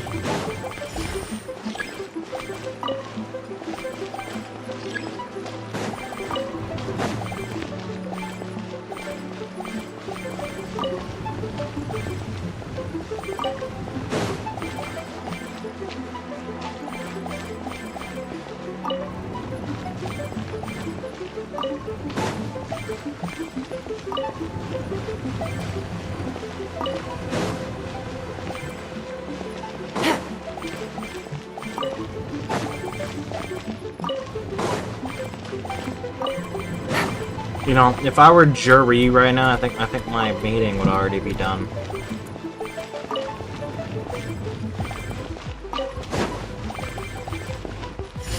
Take it easy.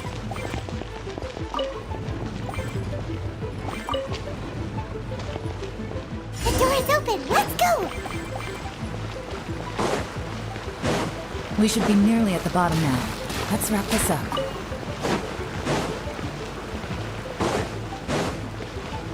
Gotcha! Busted! Take it easy. Come on. We can do it. Ow. Take it easy. Gotcha!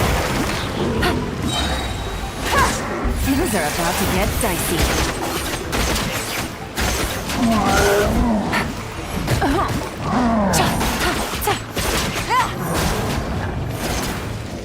Take it easy.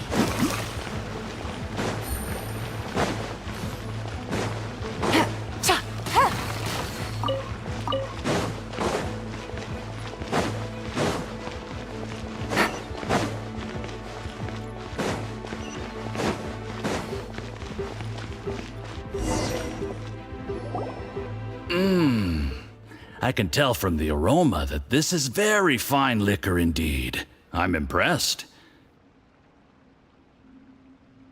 Come on, bottoms up. After you, of course.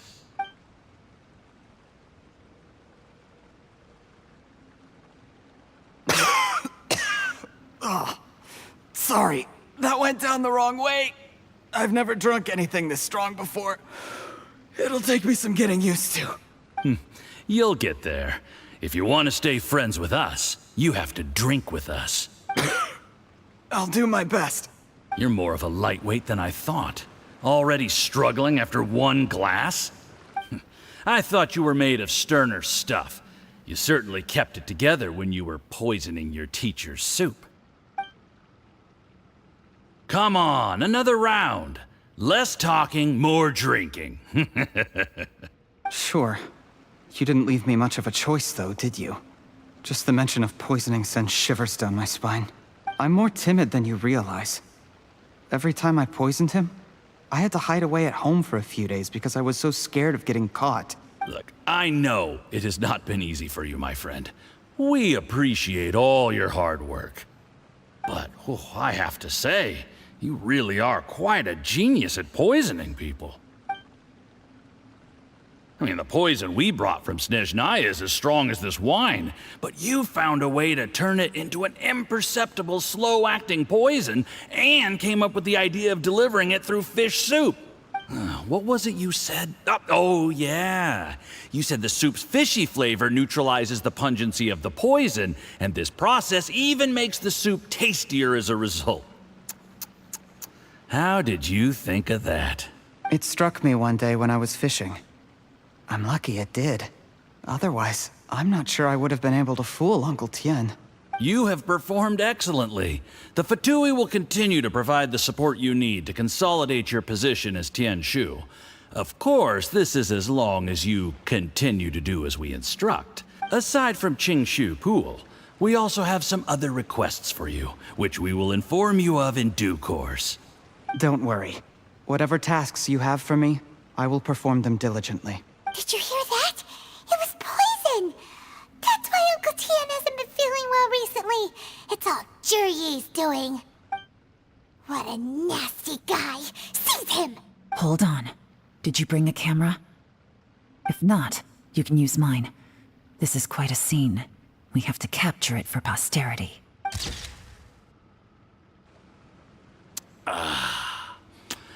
Excellent liquor. We've, seen no progress on the diplomatic front, and everyone has been eyeing up the treasure of Qingshu Pool. It's been a real headache for me. But soon, everything will be taken care of, and I can report back on a successful mission. Thank you, Juryi. I remember when I first saw you. I knew right away that you would make a good partner for us. Hey, do you still remember what I said to you? How could I forget? You said a lowly commoner like me could never be seen as a serious candidate for the Tianshu, no matter how hard I work. The only way is for you to shine bright in the Tianshu's darkest moment. I think you were absolutely right. Yes. Under normal circumstances, the gap between you and other people could only ever grow wider over time. Just look at your two competitors. Qian Wei had wealth. Ming Boa had reputation. But you had nothing. You were just another nobody. And that's why I decided to help you. You know, there's an old saying in the Fatui. Give a starving dog a bone, and it'll guard your home for the rest of its life. Yes. I cannot thank you enough for your generous support. You know, the best thing about you is that you do as you're told without complaining. Hey, keep up the good work, and I can assure you, you'll never have to worry about Mora again. Heck, when you're not in the company of the Fatui, you'll be able to throw your weight around as much as you want. How about that? Uncle Gao said that Jur-E has low self-esteem. Seems he was right. He was worried that whatever advantage he might have now will diminish over time, so the Fatui persuaded him that he should act while he can. Do you have any more film in the camera? Then get ready to use it. Tonight's grand finale should be coming up any minute now. How well this goes for us depends on how Jur-E plays his hand. Ooh, is there any more alcohol? Go on. Fill me up. I'm in a good mood today, and I'm gonna drink my fill. Make sure to get me home safely afterward. There's only a little left. Here, I'll fill your glass. If you like it, I can bring you some more next time. Whoa, this is the good stuff. It is great. Huh? What the?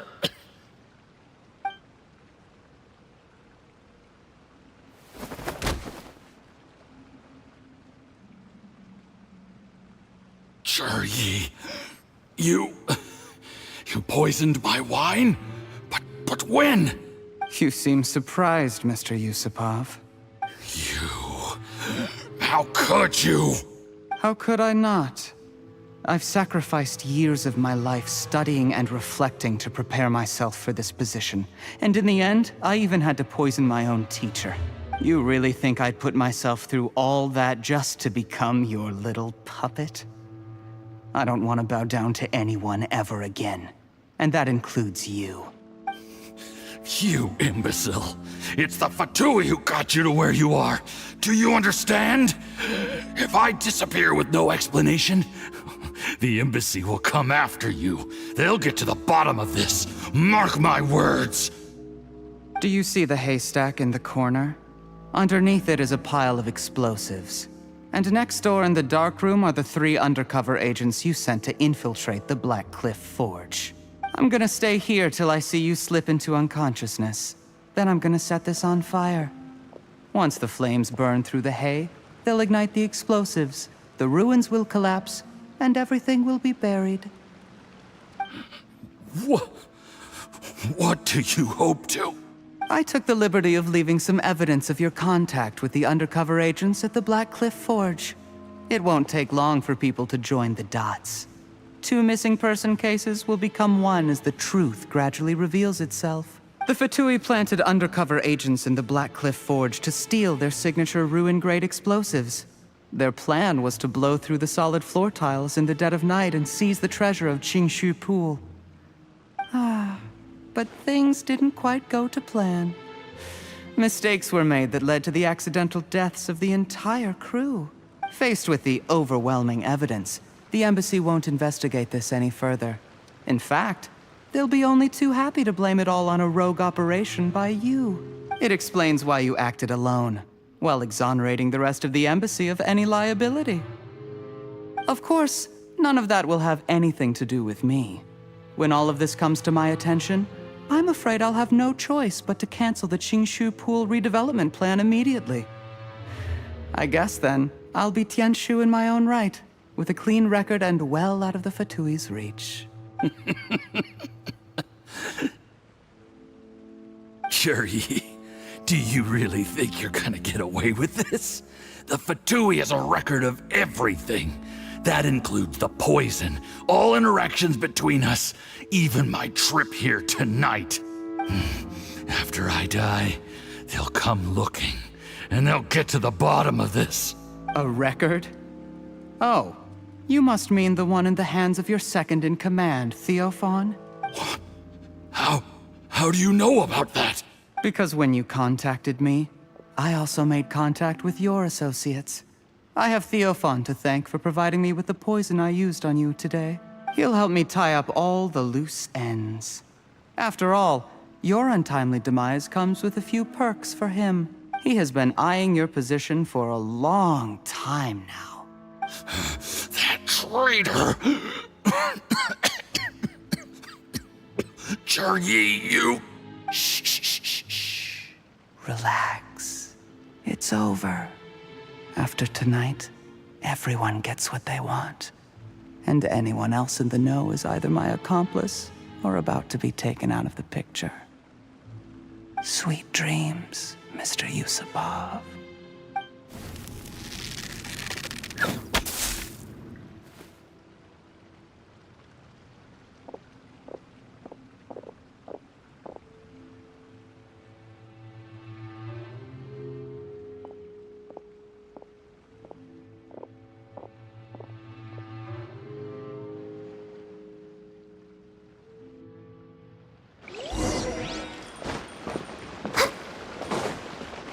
I did a little surveying on the way here and found that you'd left yourself 3 escape routes in case things went south. I have them all surrounded. If you're thinking of trying anything, save yourself the effort. The game's up.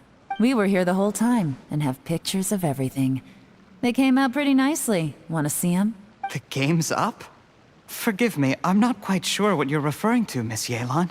I happened to discover a Fatui operation here, so I approached them on the pretext of joining forces and eventually brought them down from within. If it pleases you, Miss Yelan, I'd be only too happy to have you join me in investigating this matter. This is how you want to play it, huh?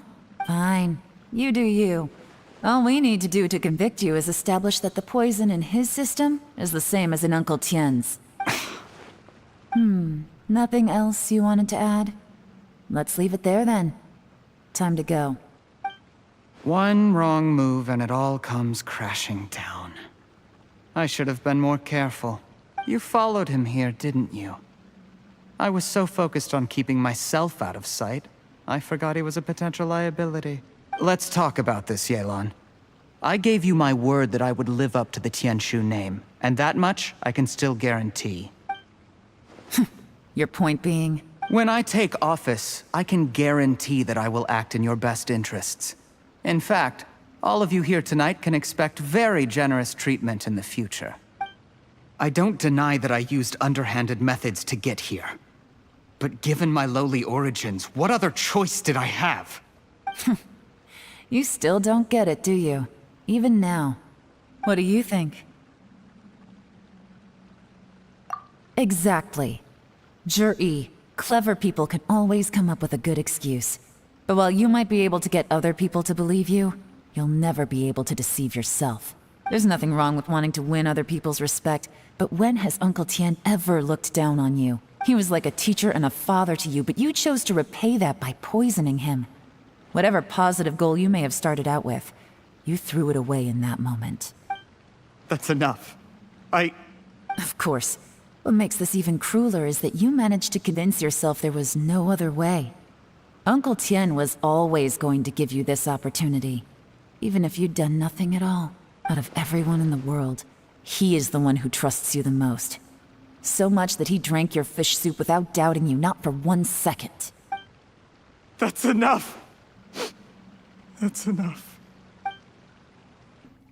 Life is like fishing. It cannot be rushed. Whatever you do, impatience will accomplish nothing. I was just like you once, desperate to prove myself.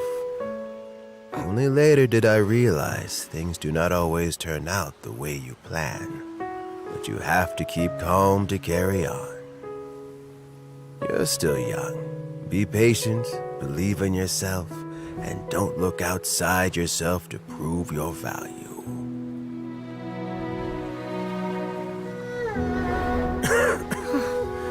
Where's Jury these days?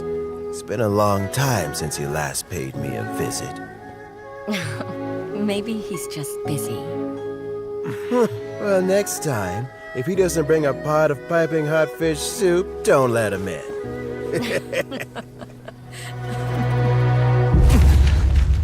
Whatever you were thinking about, you'll have plenty of time to mull it over in prison. Oh, I almost forgot. If the Fatui find out what happened today, prison might not turn out to be the safest place for you. Trying to have friends on both sides, it has a way of turning everyone against you. But right now, I have an opportunity for you.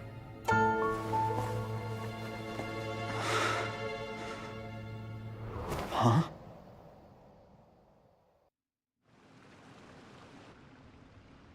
Sorry, things are about to get extremely busy for me. Let's meet at Yenshang Tea House tomorrow morning. I'll have someone remove the explosives. Then, there's someone I have to go and see.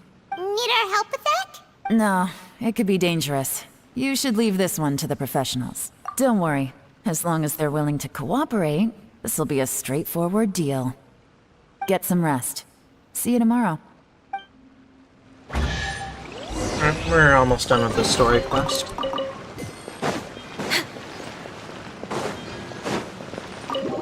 As such, I would say the stream only has like a little less than an hour until it's over. behind schedule.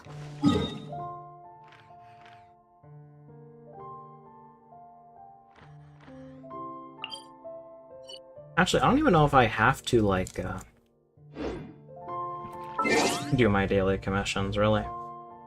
I mean, I have to do one of them, but after that, that'll be pretty straightforward. I always forget where the clock is.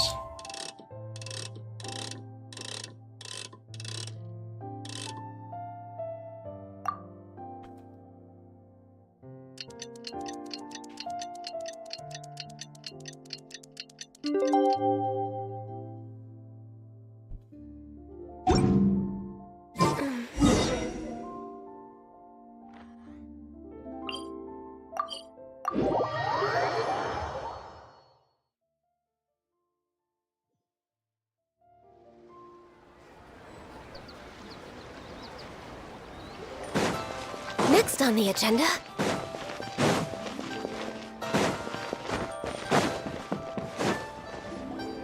There is now no poison left in his system, but recovery from the damage already done will not happen overnight. Dr. Baiju, is my father going to be... You needn't worry too much. Keep taking the prescribed medicine every day, and a full recovery will take at most 2 to 3 years. It's good we caught it in time. A few days later, and the toxin would have built up in the internal organs. At that point, things would have been much more serious. How did they successfully secure such a seldom-seen poison? It seems the Fatui are extremely resourceful. Unfortunately for them, they were up against us. Uncle Tien will be heading off now. Remember to get plenty of rest and avoid overexerting yourself while you're recovering. Don't worry, I will. Thank you very much.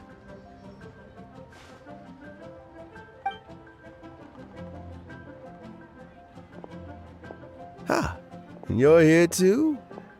Thank you for all you've done to resolve this situation. And I'll have to make some tea in a moment. You simply have to try it. Yes, the exhaustion seems to have gone, and my mind is steadily getting clearer again. Luckily, it looks like choosing the Tianshu's successor is suddenly not such a pressing issue after all. Hey, Yelan! My work is mostly wrapped up, so I thought I'd take a minute to check in here. The assessment process comes to an end here, Uncle Tien. In my opinion, Zhi is not suitable for the position. But Qianwei and Mingbo both have potential. You have my gratitude. People can change their loyalties easily. I've always known this. But whenever it happens, it's still a dismal experience. Is it just Paimon, or is Uncle Tien not that surprised? Don't underestimate Uncle Tien. He wouldn't have appointed me as assessment officer if he hadn't had his doubts about Zhi. Normally, the Yue High Pavilion would be responsible for assessing the candidates. Isn't that right, Uncle Tien? Yes, to be quite honest, I wanted to trust him unreservedly. But I have to be responsible with the position of Tianshu. When I first met Zhi, I wondered if he had approached me with a hidden agenda. So I secretly investigated him. I concluded that he had no ulterior motives whatsoever. He just saw me as an ordinary fishing friend. In the end, even he changed. But when did it start? I never had any plans to recommend him directly, but I always intended to give him the chance to compete on a level playing field. Family background and fame mean everything to many people, but I don't attach great importance to them. I had no reputation to speak of when I first became Tianshu. I relied on Ganyu's assistance for all manner of things. Ganyu. What I really admired about Zhi was his intelligence and resilience. I have to admit, he's a smart guy, and very cautious. The intel suggests that the Fatui saw him as very low risk, but Jur-E was still extremely careful with the poisoning. He chose that specific liquor from Shinue Kiosk because the fiery flavor would mask the bitterness of the poison, and he chose to wait until the Fatui official was drunk and had his guard down before delivering it to him. He also installed a secret compartment in the wine pot he bought to hold the poison. As the amount of liquor went down, he'd shake the pot to release the poison from the compartment into the liquor. Afterwards, we also found he had an antidote on him. Had the Fatui official grown suspicious, Jur-E would have drunk the poisoned wine himself, and then found an opportunity to take the antidote shortly afterwards. But that's still really dangerous. Yes, had he drunk the poisonous wine, he still would have faced serious health consequences despite taking the antidote. He didn't hesitate to put himself in harm's way to achieve his goal. How is Juri now? Well, I mean, he is sitting in a jail cell. Like Yanfei says, everyone who breaks the law has to pay the price. Still, he's cooperating. He didn't turn down my offer to strike a deal. I'll make sure there are plenty of guards around to keep him safe from anything the Fatui might be planning. A deal? Does this have to do with what you said to him when you arrested him? Yes, Jur-E's not the one I'm interested in. If he was as far as this went, I'd have handed the case off to my subordinates as soon as I realized. But once the Fatui became involved, things got a whole lot more interesting. I thought I might have the chance to catch a big fish. Well, did you? Almost. Unfortunately, it slipped off the hook at the last second. Uncle Tian, Yelan, what are you talking about? Paimon doesn't understand. Jur-E colluded with the Fatui to try and secure the position of Tianshu. Or, to put it the other way around, the Fatui made an attempt to interfere in the Tianshu selection process. With Yusupov in our hands and a statement from Jur-E, we could afford to continue with a diplomatic offensive. Also, we'd be able to gain control of Theophan, Yusupov's second-in-command. Then we'd have a pawn in the ranks of the Fatui. Pawns like this can be major assets. They open up all sorts of new options. Why else did you think I was investing so much time and effort into this case? So, okay, well, did your plan succeed? We got halfway.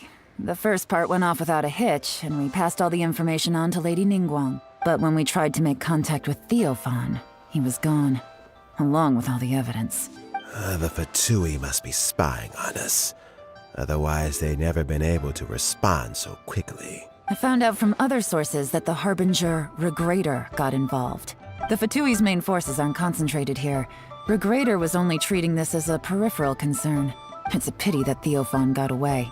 But knowing which Harbingers are still looking at Liyue is something. It gives me a starting point for my next mission.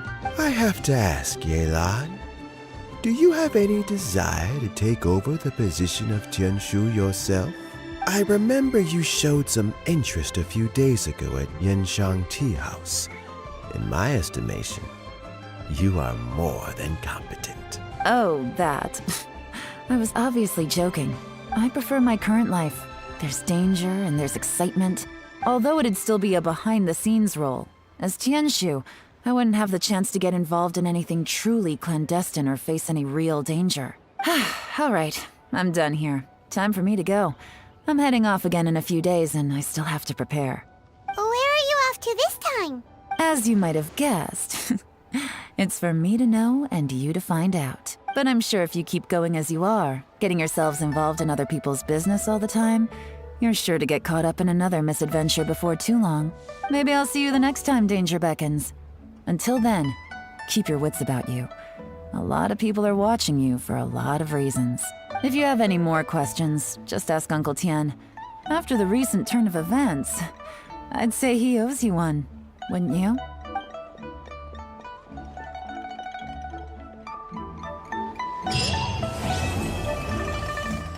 Nice.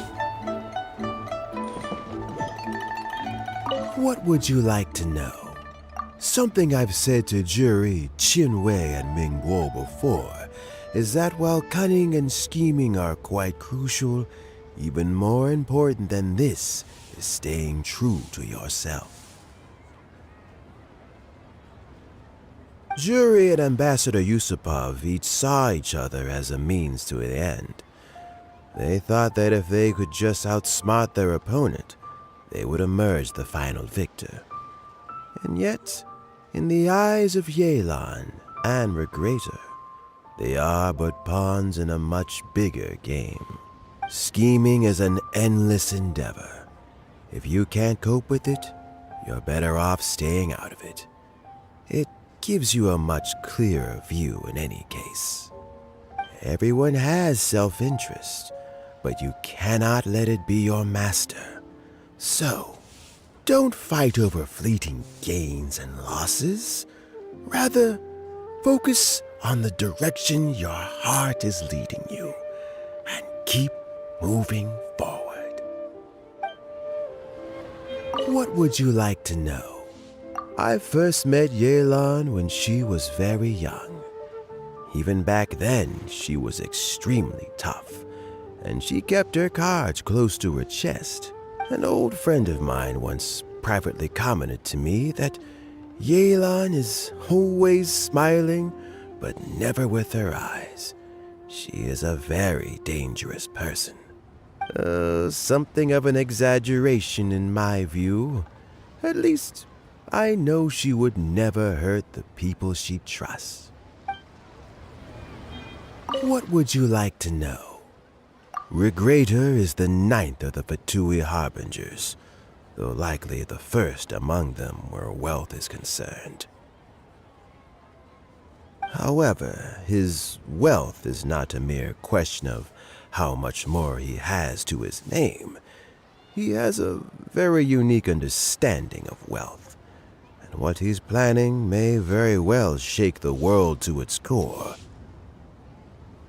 Beyond that, I don't have a lot of information about him. If you need to know more in the future, you can ask Ning Guang. What would you like to know? As Yelan says, now that I'm on the mend, I should have another few years' worth of work in me. During this time, I plan to gradually hand over my duties while mentoring some new candidates. That reminds me. Qianwei and Mingguo are still waiting downstairs. I must go and have a chat with them shortly. Nice.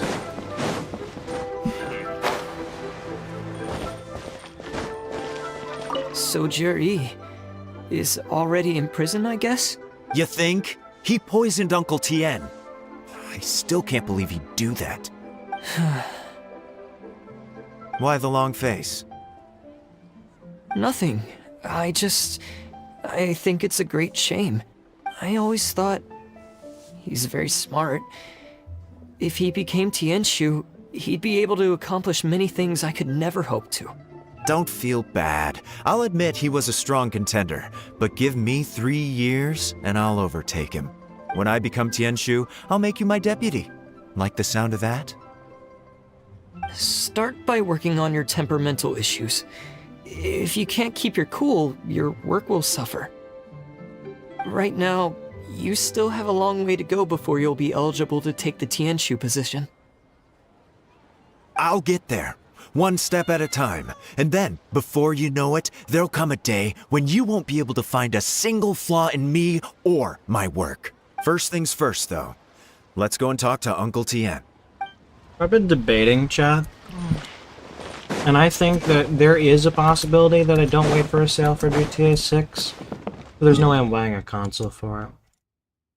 The reason being is that normally I would wait for a sale, but also I can't help but think of the potential that streaming GTA 6 would bring to my channel once the PC release hits.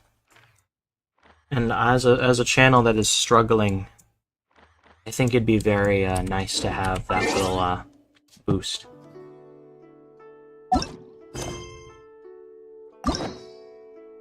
I think that is something that is very important to think about when my channel is rather unpopular as it is. I should take advantage of the situation. It's only a possibility though, no promises.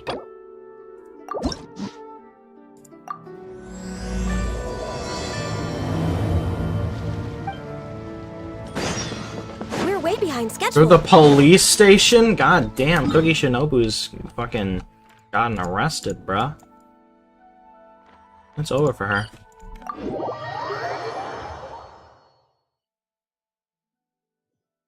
Hold on.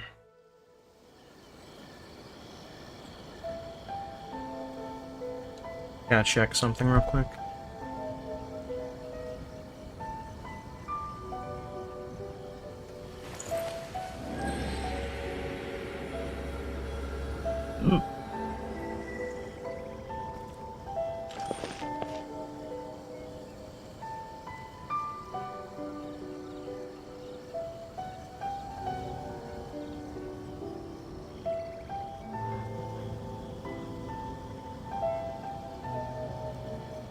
Alright.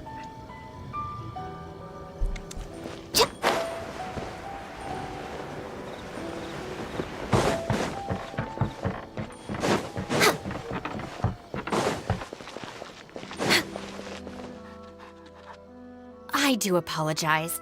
As I've explained before, it's a constant battle for Mr. Arataki with his mental instabilities. I know it's caused no end of problems for you, and I can assure you that he regularly feels very remorseful about that too. Exactly. Yes, and that's why he has such a big heart for other people struggling with similar issues. The Arataki support group was actually founded precisely to try and bring something positive out of that. Yes, all of them are good, honest people underneath. It's just a shame that they still haven't found a cure after all this time. Oh, but no, not me. I'm not a sufferer. Just the person I need. Mr. Uesugi, my friend here can confirm everything I've told you about Mr. Arataki. To put it simply, he experiences strong emotion more acutely than most and easily becomes highly excitable. And deep down inside, all the members of the Arataki support group are some of the most down-to-earth, kind-hearted people you could ever meet. Huh. Even the Traveler is here to vouch for the Arataki gang. So you're saying we've had them wrong all this time?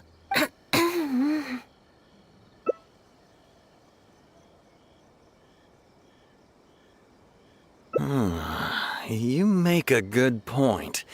You know, I heard Yoriki Owada saying how the Arataki gang's deputy has studied abroad and is well-versed in the law.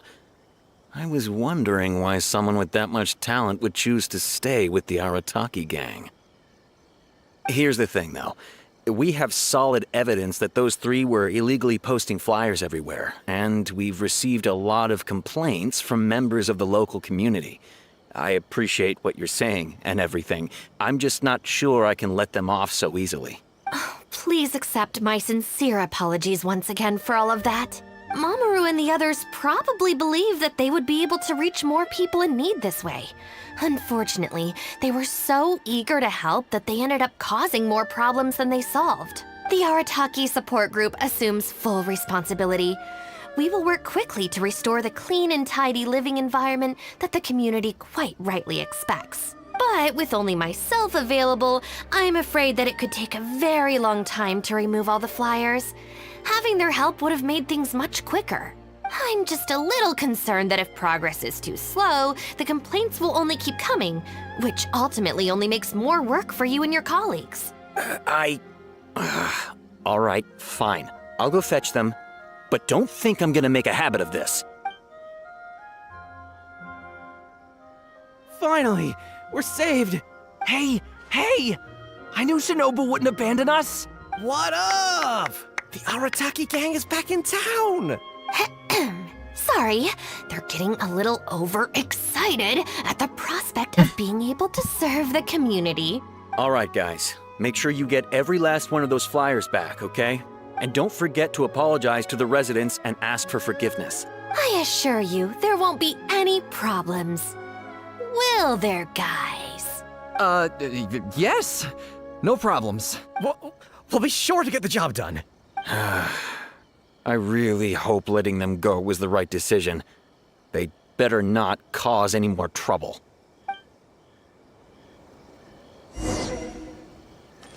We're way behind schedule. We're way behind schedule. All right then, Shinobu. We'll go apologize then? Yeah, we better be quick, or... Not so fast. Last month, you almost got the fire brigade out when you were roasting lavender melons. 5 days ago, you angered the whole neighborhood by hosting the great sing-along in the middle of the night. And today, you go plastering flyers all over town. How many times will you have to be arrested before this stops? But we put up those flyers to tell everyone how great the Arataki gang is. No more excuses. You know, I had real plans at Uyu Restaurant today. But it looks like you guys need a little slap on the wrist first. Help! Please, you don't want to do this. You could have just left us in jail instead. Don't feel sorry for them. They need to learn their lesson.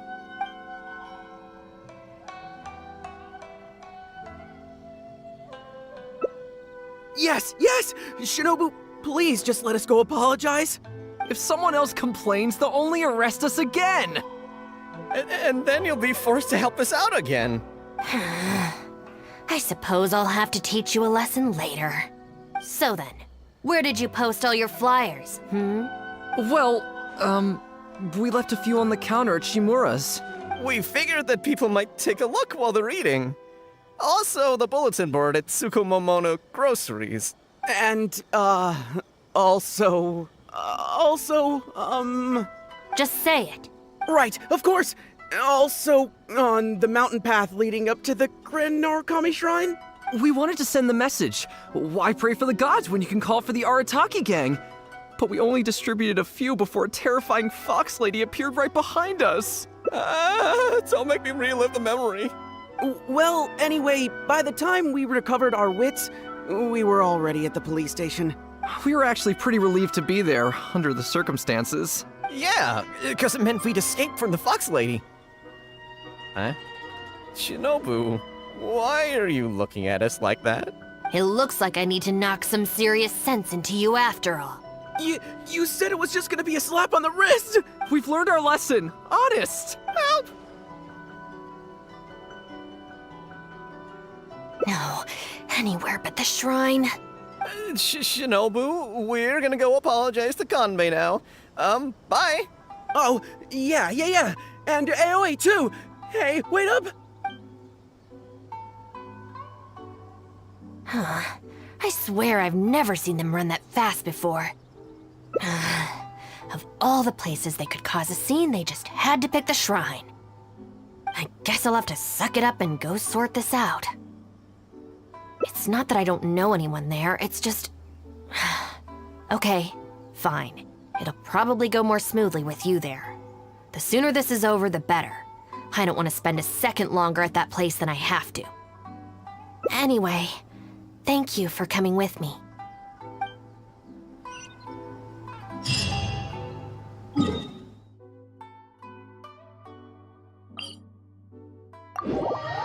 Yeah, this shouldn't take too long.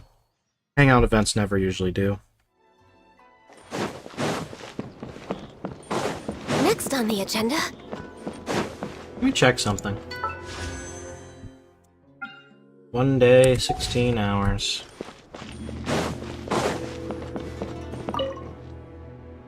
Well, hello there, little one. Oh, I see you brought a special guest. Lady Guji, I'm here to apologize on behalf of the Arataki gang. We will remove all the flyers and compensate the shrine appropriately for any damages. I hope Lady Guji can forgive their appalling behavior. So that's why you're here. Yes, that is a tricky situation. This is the Grand Narukami Shrine, after all. Ultimately, their actions here are tantamount to disrespecting the Shogun herself. So how about this? I've already assigned a Shrine Maiden to clear up your little flyers, so at this moment we are a little understaffed at the shrine. Soup. You mentioned appropriate compensation. Perhaps you could fill in for this Shrine Maiden and greet visitors for the day, I'm afraid I have to refuse. Oh? Such a hasty refusal. Do you think that's wise? Goodness, who knows what Tenshukaku would make of this if they heard about it. I can't believe it. Very good. You've learned a lot since we last met. True. I could deal with most people if they tried to exploit my weakness. Just not her. Okay, I'll be a Shrine Maiden for a day. But let me be clear that this is for one day only. And one time only. Also, I'm not wearing a Shrine Maiden's outfit. Not happening. Oh, well, that's a shame. Hey, not you too! That settles it then. Now, there are already a few visitors at the shrine. Make sure you take good care of them. I know what I'm doing. Oh, she marched off quickly. So cold. Hold on now. Would you like to be a Shrine Maiden for a day as well? It's my shrine. If I say you're qualified, then you're qualified. Besides, can you really bear the thought of leaving her here all by herself? So you'll stay and keep her company, yes? Don't worry, you'll both receive ample compensation for your trouble. It'll be quite worth the wait. Especially yours, I assure you.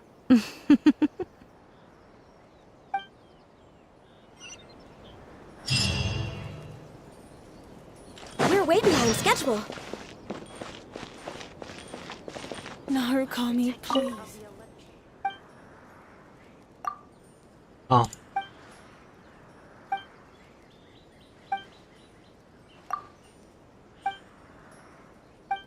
Thanks for the omelet. Next on the agenda.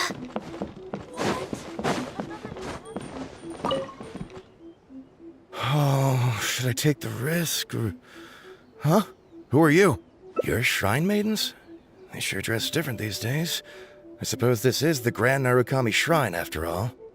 I came across a potential business opportunity recently. They say that by financing an overseas merchant ship, you can make a 40% profit on your investment in 3 months. Several of my friends have already received their returns and want me to go in with them on a bigger investment. For some reason, I was feeling a little unsure about it, so I thought I'd come to the shrine and see what the great Narukami thinks. But the fortune slip I drew is neither positive nor negative. I'm at a loss on what to make of it. Most of the fortune slips in the shrine are pretty ambiguous. Could it be that our god wants me to come back and draw another slip tomorrow? And if the same happens again, then maybe the day after that? If you have all that time to draw slips, why not spend it on learning more about this merchant ship instead? I've heard of a scam where people make up a bogus investment and promise high returns in a short period. In reality, they just use the new investors' money to pay existing investors their profits. Once people see the early investors making their money back, scores of other investors jump on the bandwagon, and then one day the people behind it just pack up and leave with the money. Oh gosh, come to think of it, they haven't given me any specifics about the shipping route or itinerary. By saying it's overseas and being economical with the details, they can filter out the folks who actually take the time to do their due diligence. It's another common tactic used by many scammers. Wow, is that true? Praise be to the Narukami! Clearly she has been watching over me amidst my confusion. Thankfully, I hadn't agreed to anything yet. Oh, yes, of course. Thank you, Shrine Maiden. Now that I think about it, I remember receiving similarly sound advice at this shrine in the past. That Shrine Maiden is long gone now, though. It's a real pity. Really? What a shame. But anyway, shouldn't you be getting back now to warn your friends? Oh, goodness, yes.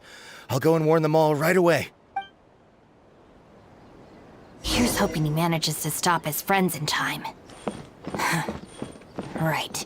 There's another visitor. Let's see what he wants.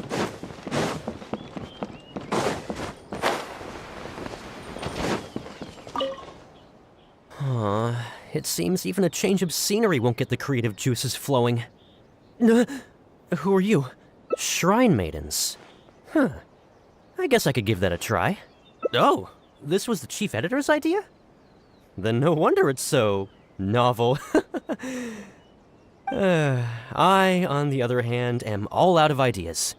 So I came to the shrine to pray for inspiration. Well, has it worked? Not so far. I guess I wasn't sincere enough or something. But I'm gonna come back tomorrow.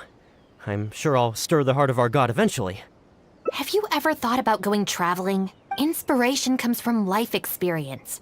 The more places you go, the more people you meet, the more you'll have to share with your readers. It's natural to run out of new material when you're in the same place doing the same things every day. That's true. I haven't gone out exploring in a long time. Actually, ma'am, you look very familiar. Have we met before, here in the shrine? No, you must be mistaking me for someone else. Lack of social contact can easily lead to a deterioration in facial recognition abilities. Seriously? Oh, man. That's it. I'm packing my bags right away. Time to go traveling. Oh, that thing I said about facial recognition probably depends on the individual. Anyway, forget that. We have a new visitor. Let's go greet them. Please, wait a moment, ma'am. We'll work something out for you as soon as possible. Oh, it's okay. There's no need to rush. What's wrong? Oh, perfect. This lady's granddaughter is going abroad soon, and she'd like to give her an omamori before she leaves. Omori? Unfortunately, we just ran out. Could I trouble you to make some more? You should be able to find the brocade bags and knots on both sides of the shrine. For the paper slips that go inside, just ask Maki. I don't think I need to go into detail on how to write the blessing and put it all together. No, I can handle the rest. Ah. Thank you, dear. Great. I'll take her to wash her hands first. We'll see you in front of the sacred Sakura when you're ready. Ah, thank you all so very much. May the great Narukami bless you.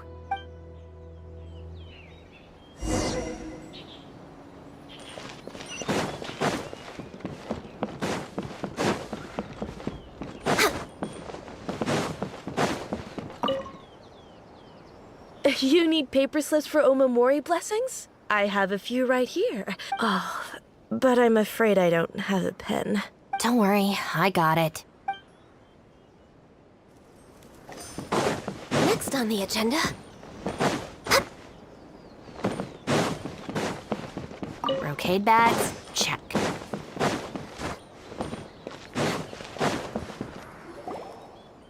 Oh.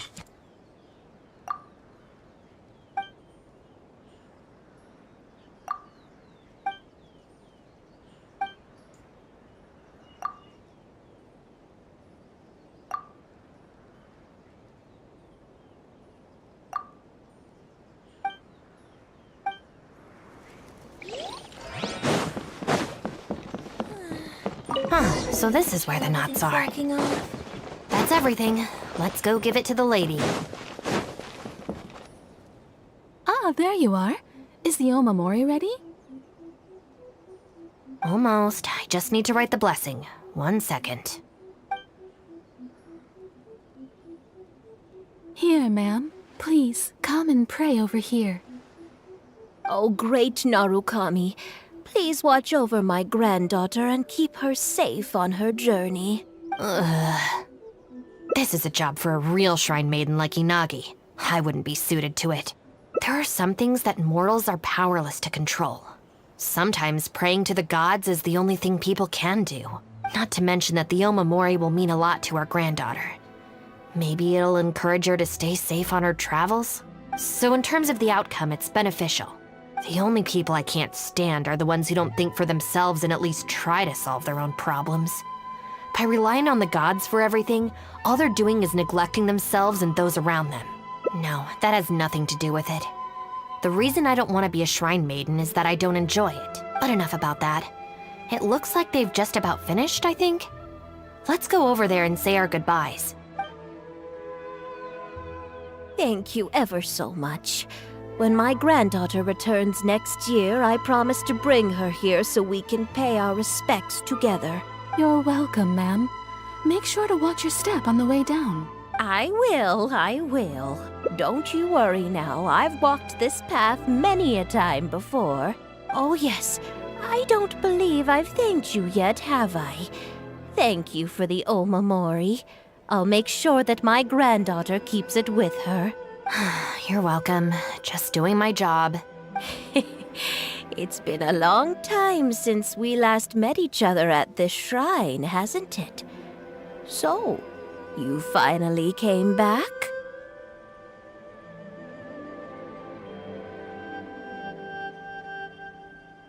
Huh? I think you've mistaken me for someone else. Oh, really? Well, perhaps my hearing isn't as good as it used to be. Although this is very strange, you sound exactly like another shrine maiden I remember. She didn't talk much, but I remember her voice very well. Oh, anyway, I hope I can hear your voice again when I return with my granddaughter next year.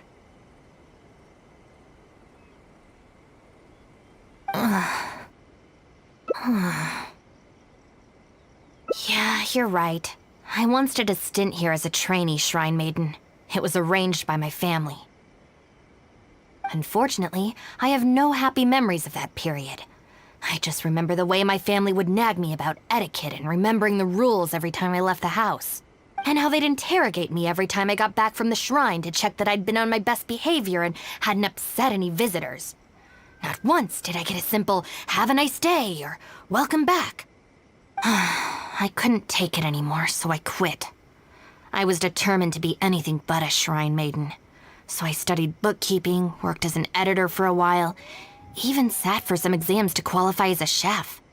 I wear this mask to stop people from recognizing me, because I don't want them to pry into my personal affairs. Okay, enough chit-chat. It's time to report back to you-know-who.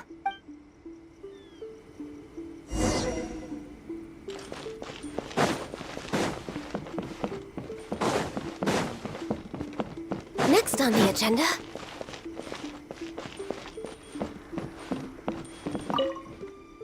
Ah, good show today, both of you.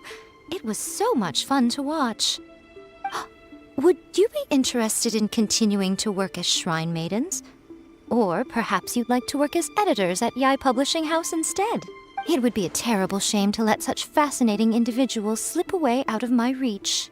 Regrettably, I must decline, Lady Guji. The Shrine and Yai Publishing House are both fantastic places to work. They're just not for me. All right. Well, keeping you around under duress would only take all the fun out of it. Here, these are your wages as promised. Not a single mora short. Wages? No need, Lady Guji. I'm here today to make amends. Oh, don't worry. I've already deducted the damages incurred by those boisterous boys from your amount. If you don't take the payment now, I'll be forced to send someone to deliver the package to the Arataki gang. Now, who should I send? Miyuki, perhaps? No need to go to all that trouble, Lady Guji.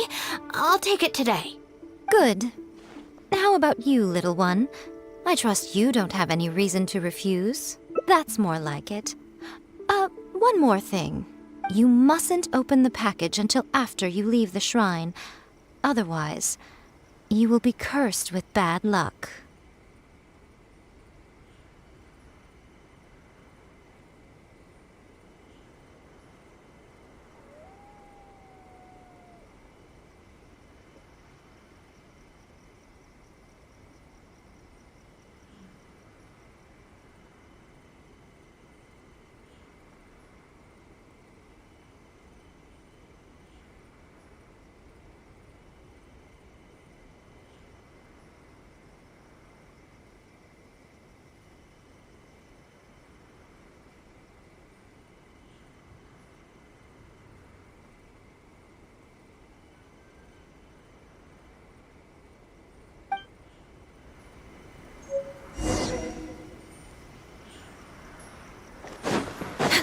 Kami, please. Say that he stays.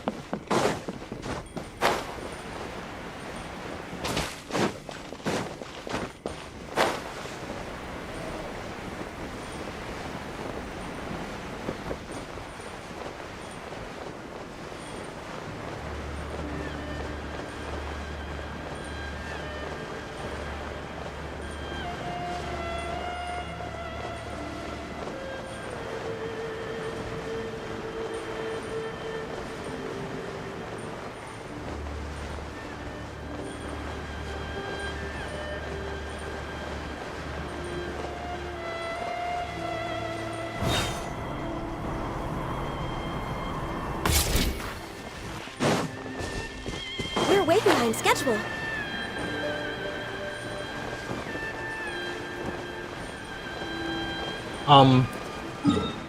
Was that a not good enough leaving the shrine thing?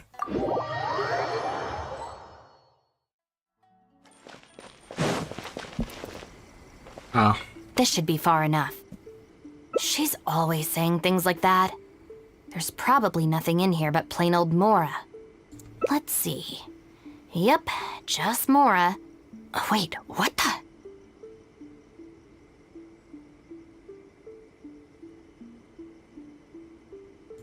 It's nothing. I'm just surprised by the amount. This Shrine Maiden gig was surprisingly lucrative.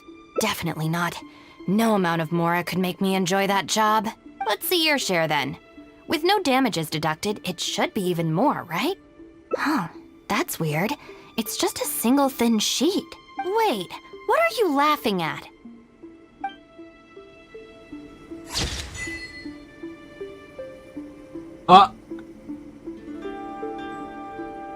Yo.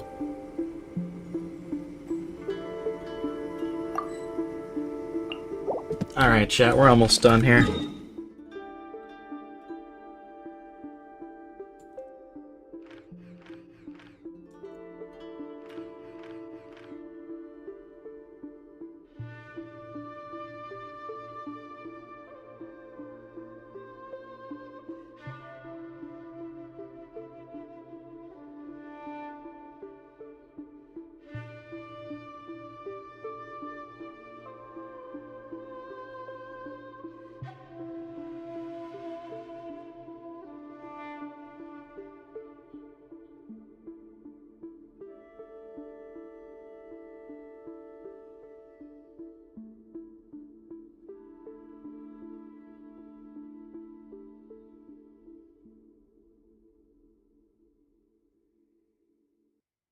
Alright, so let's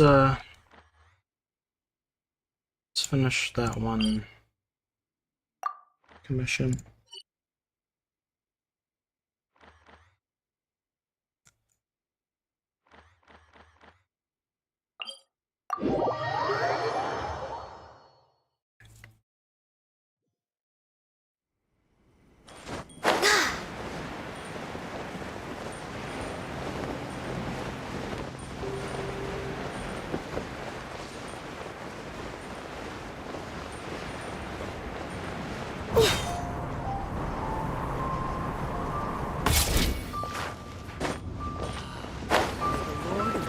Protect you. Fuck am I supposed to be doing? Hold on. Which option gets me an achievement?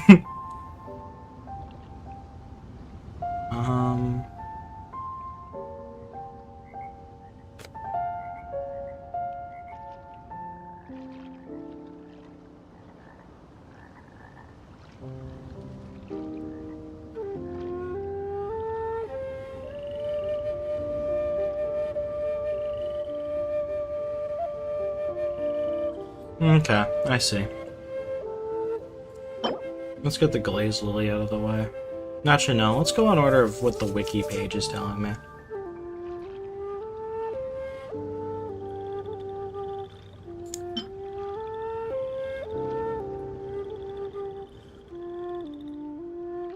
Damn, I have 394 bird eggs. That's crazy. Bennett's going crazy right now.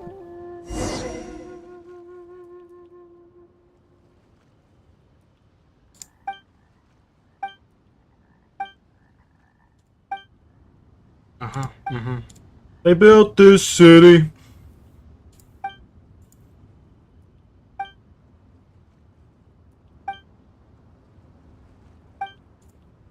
Uh-huh. Uh-huh.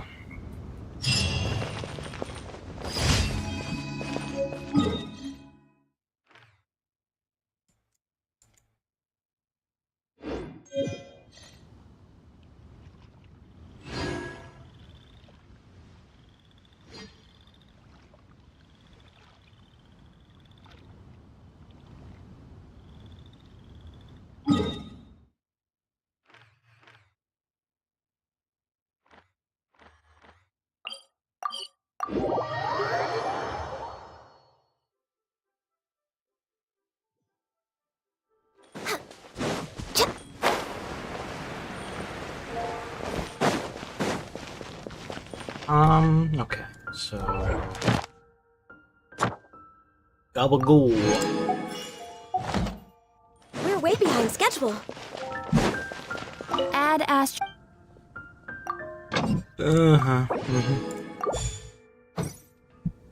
Add Astro. Thank you for.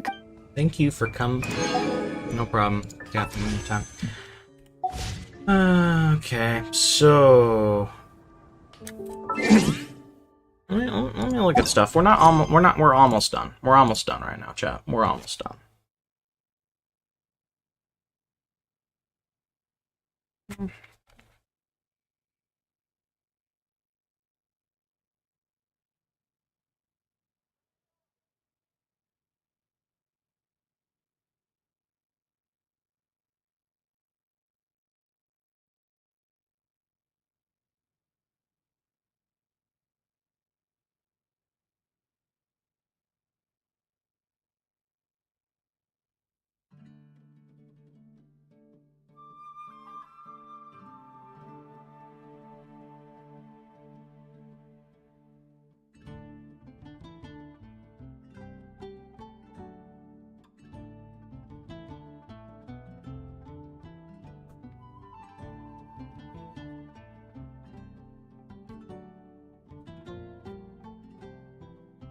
Okay, so...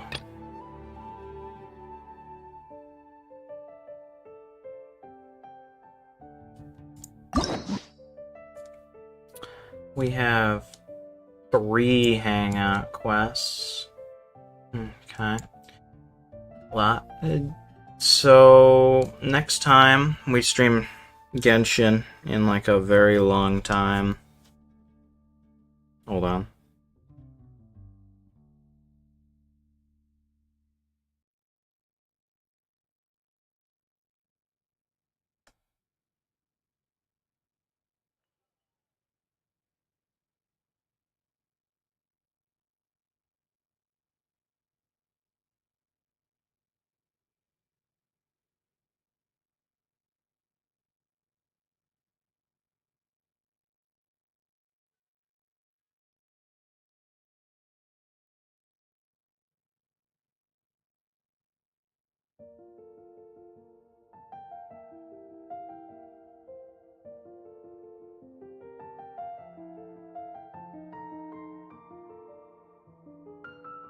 Alright.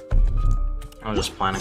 So two Hangout quests when we stream the game in like a week and a half. And then we'll do Act 4 of the Genshin Inazuma quest line at the same time. I'm gonna quickly do 2 weekly bosses just to get them out of the way and then we're gonna read Garfield and end it.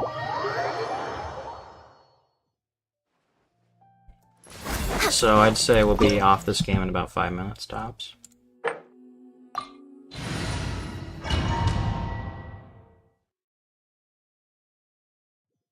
This opportunity is quite hard to come by. Well then, amuse me. Surrender is a valid option. Nice mess. I promise I'll be gentle.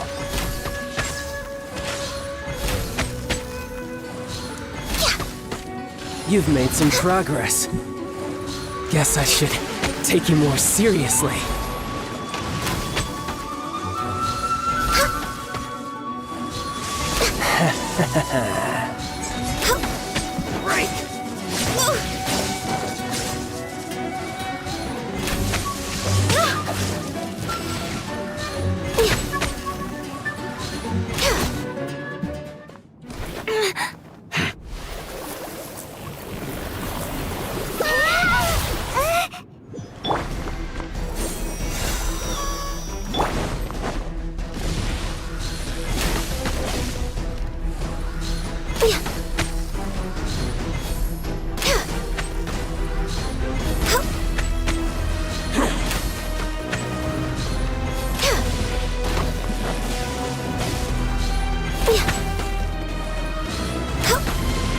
We're way behind schedule.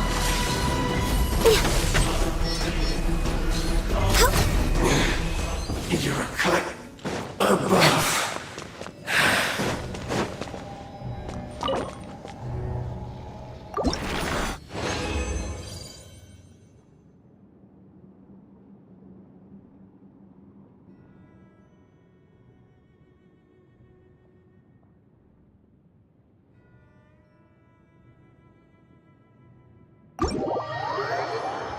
Honestly, I'm in no rush because it doesn't look like I have any concurrent viewers anyway.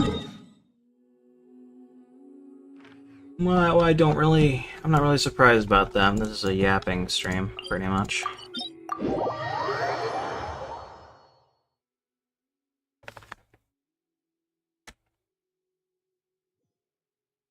Next.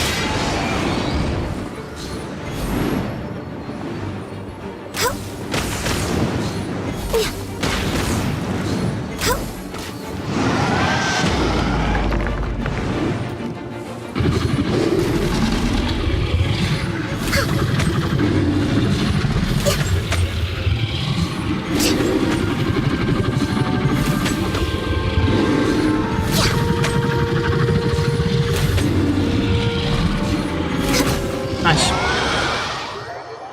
That's it. That way.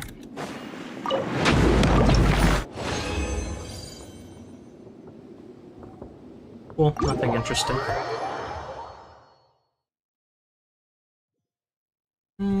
Okay.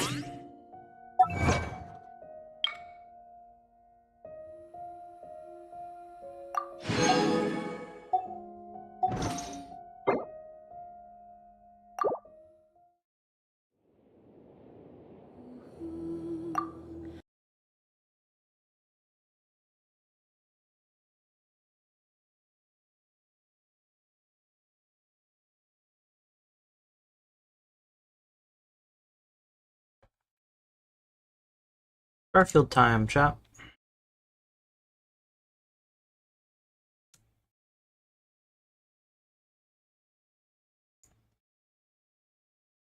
I guess we'll be getting to we're getting to 6-1. Bitter. I'm house cleaning today, Garfield. So throw out all your useless stuff, okay? Okay. Garfield, may I have a word with you? Hey, Garfield, come on in. How do you do that? Simple. Fat floats. You may not know this, Garfield, but I'm somewhat of an expert at reading tea leaves. Yes, it says here you will have a long and fruitful life. Your owner is kind and generous, and you will travel soon. Any questions? May I have my cocoa back? Garfield, do you want your eggs beaten? Yeah. And while you're at it, squeeze the orange juice. Then choke some toast and mangle the bacon. I'm worried about that boy. Purr, purr, purr. Actions speak louder than purrs.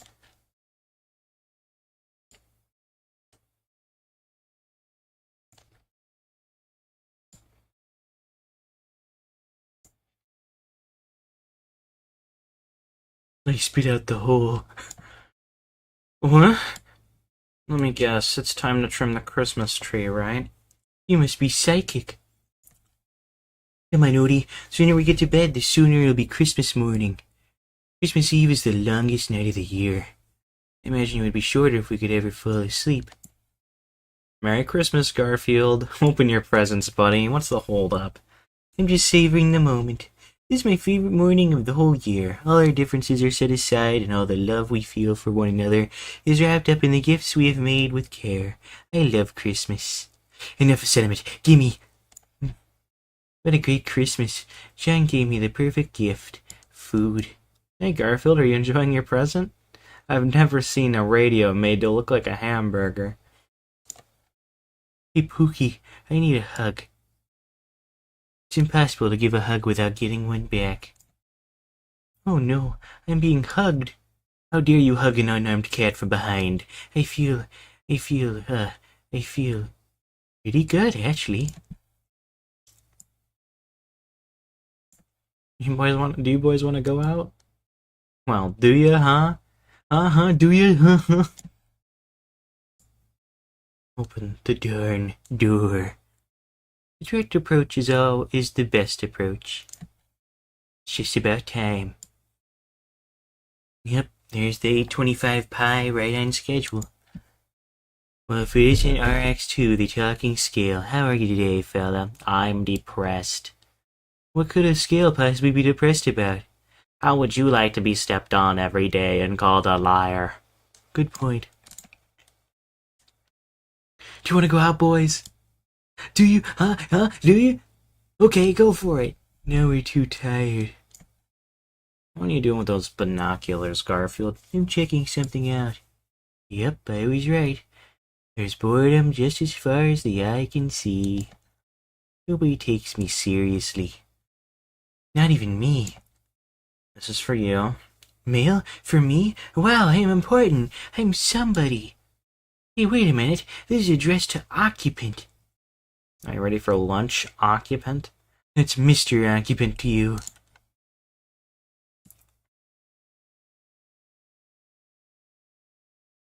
Morning, Garfield. Hello, little buddy. Would you like a drink of Wawa? I thought so. John talks to his fern more than he talks to me. Eek! Garfield, would you by any chance know what happened to my plant? If you have anything to say about your precious fern, just speak into my belly button. I feel great today. I feel like curing a major disease, writing a best-selling book, and stopping poverty. Look out, world, here comes Garfield. Is there anything you need, Garfield? Yes, I need you to stop me. Alright, chat. That's the end of the stream. There's no one really here, so I'm gonna cut this short. Have a good night.